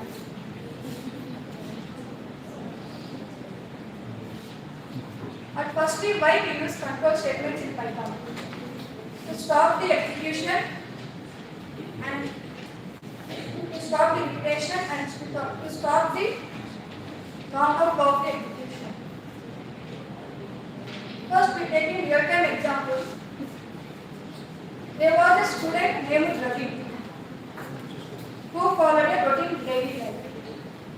His morning section, he wakes up, he first checks the weather. If it is raining, he takes an umbrella or else he goes without it. So here Ravi is making a decision. This is called a selection statement, if or else. College with a loop statement. After reaching college, Ravi attends his classes. He has 5 classes every day. So he goes from class 1 to class 5 repeatedly. This repeated process is called loop statements or iterative statements. Because the same task is do it again and again. Sudden change. This is called transfer statement. One day during class, something unexpected has happened. If his teacher is present, Ravi continues listening to class. If the teacher is absent, Ravi leaves the class immediately. Here Ravi suddenly stops his normal routine. This is called a transfer statement, like break. Because the flow is stopped or changed suddenly. At the end, Ravi understood that his daily activities are connected to the control statements in Python.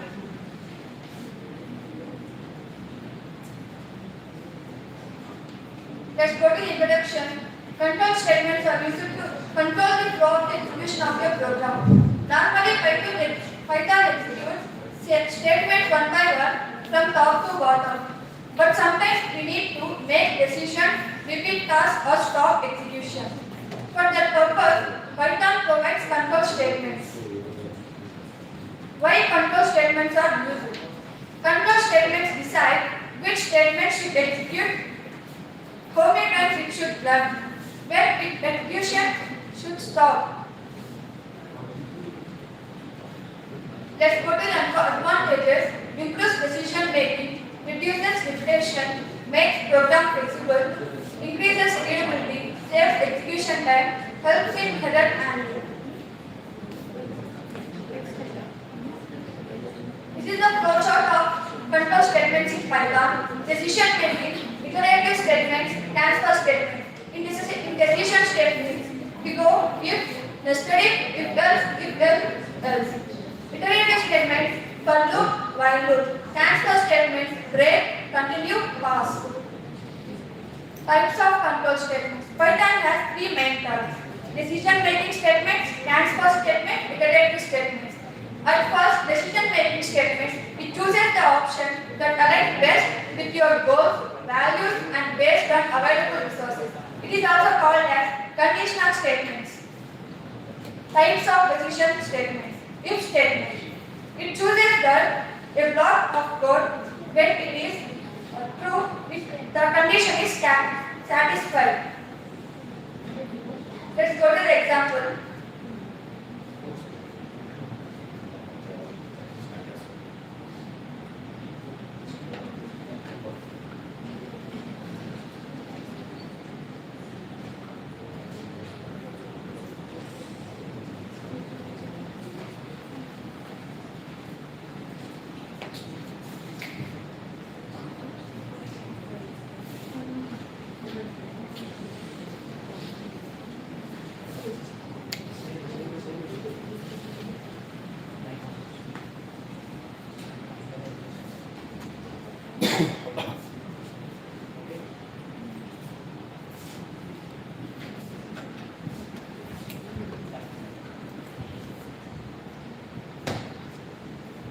Good morning everyone. Myself Nafi Antum from BSc AI. As she told,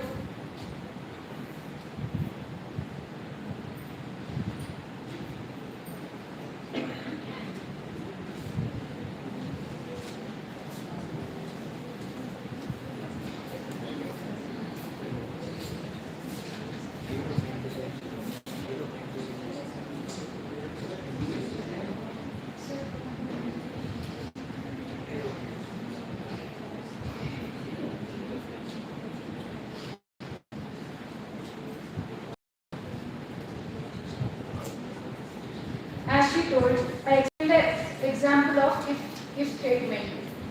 First, to check if a number is positive.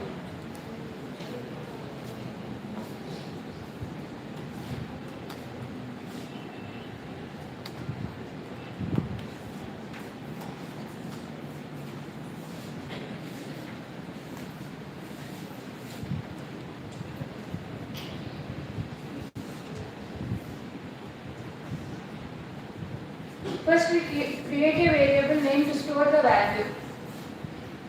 Int. Int is used for numbers. Input. Input makes user to take his own value.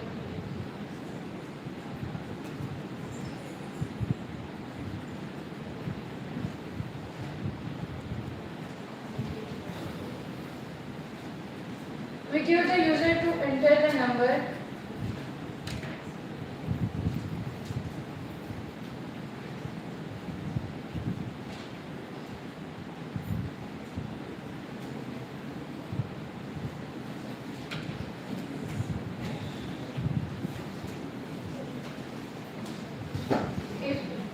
If statement.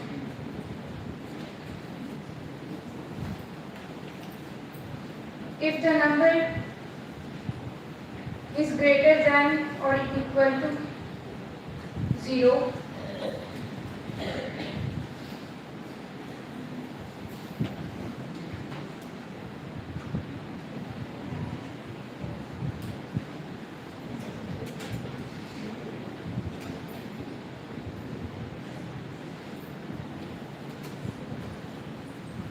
we give a statement to print if the condition becomes true.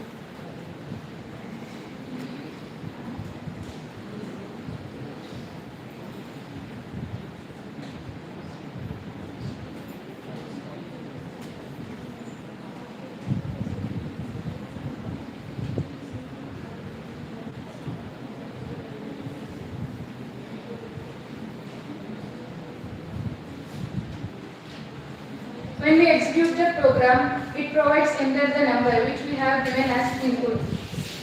For example, I had entered the number 4. It gives positive because if the number is greater than 0. If I enter any negative number, there will be no output for the number.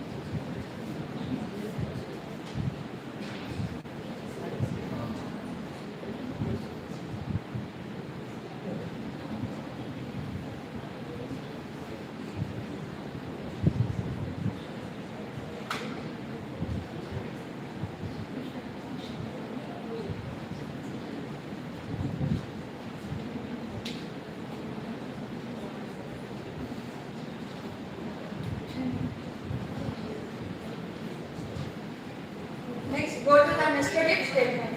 It is used when we need to check multiple conditions step by step.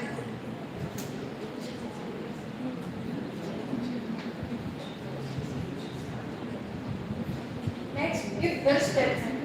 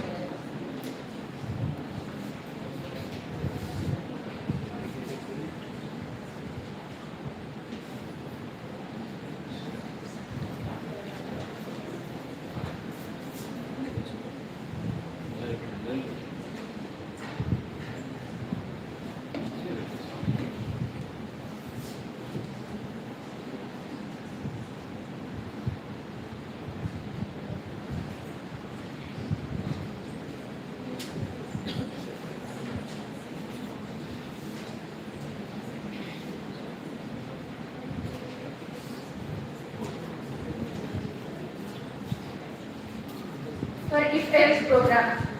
To check a year is a leap year or not, first we create a variable name. Then we use input. Int of input.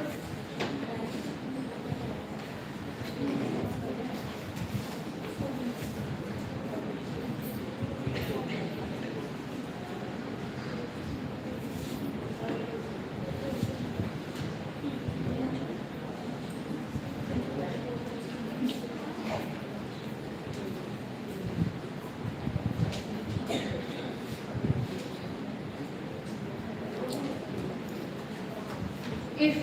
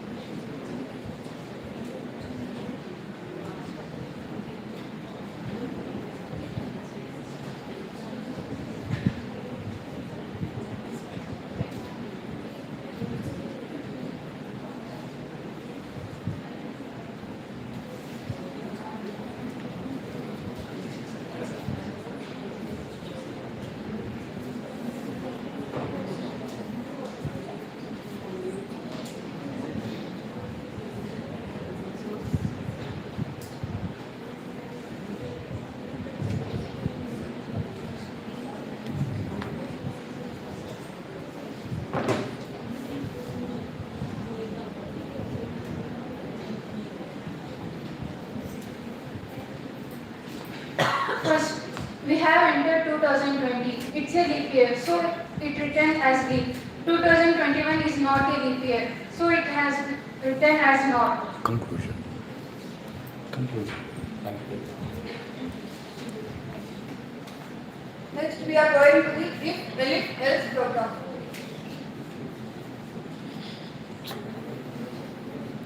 Time అయిపోయింది.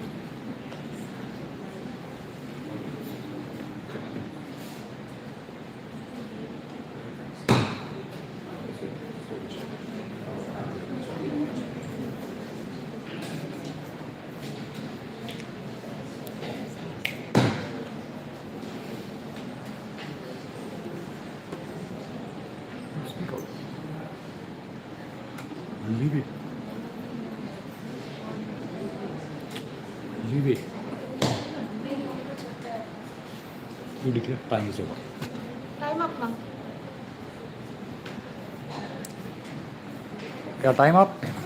So give her a big hand for giving more practical system. Thank you very much.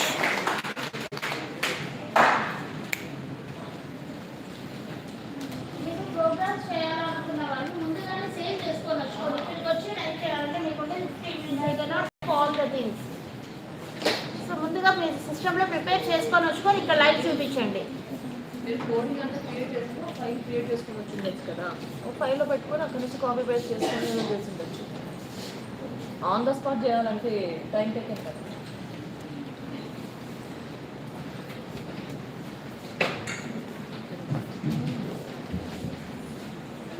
Now I can happily control the flow of my program.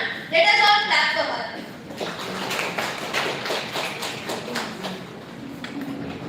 Behavior showcases the personality of the human being. Yeah, that's true.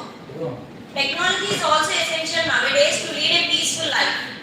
Now Rohit from first BSc CS is going to combine both of them. What are you talking? Are they really linked to each other? Yes, let us welcome him to prove that they both are linked.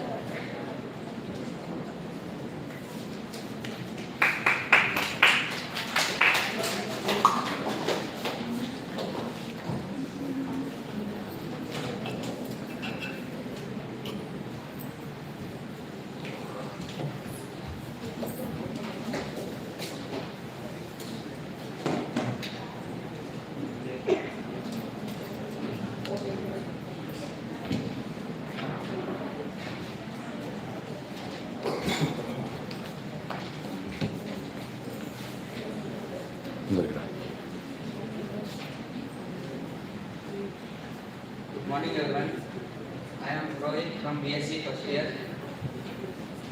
I am a person who believes that technology is not just a tool we use, it is something more quietly influencing our behavior, feelings, and our actions.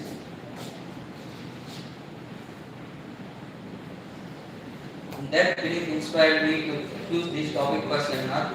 Now I am explaining about the impact of technology on human behavior. Now, technology in our daily life. Technology has become an important part of our daily life through smartphones, social media, and AI and internet. It influences how we think, communicate, and behave. Today, humans are not just using technology. Technology influencing human behavior. Now coming to advantages, technology has a lot of advantages. The first one is improved communication. Technology improves communication through instant messaging, video calls, and social media apps. It helps us to stay connected globally.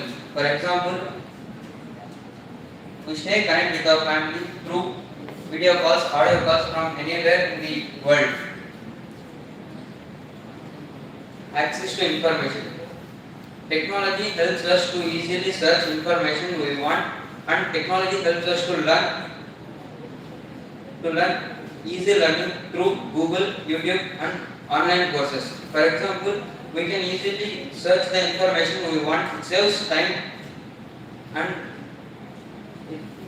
it reduces errors on information. Now the disadvantages are privacy concerns. When we share our privacy data through online, it causes hacking, and some apps may expose sensitive data of users. Reduces interaction. Technology reduces interaction between people, and peoples may prefers to online chatting or calls instead of real conversations. Technology causes addiction of smartphones and social media, leads addiction of mobiles may cause mental health issues. Concept of digital behavior. Digital behavior means the way people act, communicate, and interact while using digital technologies like mobiles, internet, and social media. It includes our actions on social media, messaging, and gaming, and how it shows how technology influences our daily lives. Impacts of thinking. Effects on thinking. People get distracted easily because of notifications, and it may lead to reduced focus on people. Effects on children. Helps in education through online classes, but too much use can affect studies and behavior. Children may expose to harmful and sensitive data. Dopamine effect. Dopamine is a brain chemical. It acts as a reward signal. It makes us happy or satisfied. It works.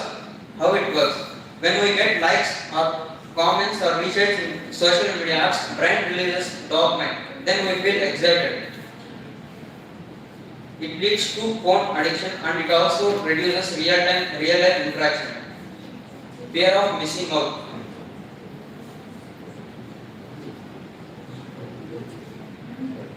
Fear of missing out means when we see others posting happy moments, we feel like we are missing those moments. And then we start comparing our life with their life, which causes self-doubt. Example, seeing our friends enjoying without us. Feeling bad when your closest ones include someone instead of you. Emotional impact. Over-attachment to online communication, constantly checking messages, causes stress and anxiety. Feeling low when there is no communication with our close ones. For example, when we message to someone we care about, and if they didn't reply, we feel ignored and start feeling sad. Comparing between real life versus virtual life. People spend people spend more time on virtual life than real world. It causes people to feel online life is easier, and it causes real life skills. It leads to skills reduced on real life. Cultural change. Technology spreads global culture quickly, so people adopt new trends and cultures from other countries, and our traditions may change over time quickly.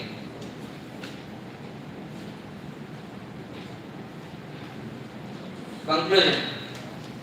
Technology has both positive and negative impacts. We need to use technology wisely for development. Technology want to use for growth, not for addiction. Technology want to control only tasks, not human behavior. Thank you.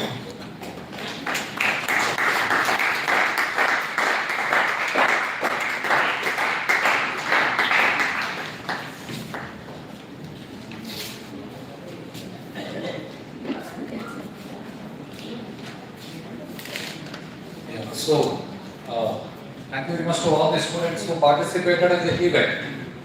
Thing is, I don't know how far all the people who come up with their topics, whether they have experienced or not. But I feel this guy, hopefully he experienced all pros and cons on internet. So he could express more better than anybody else. So give him a big hand.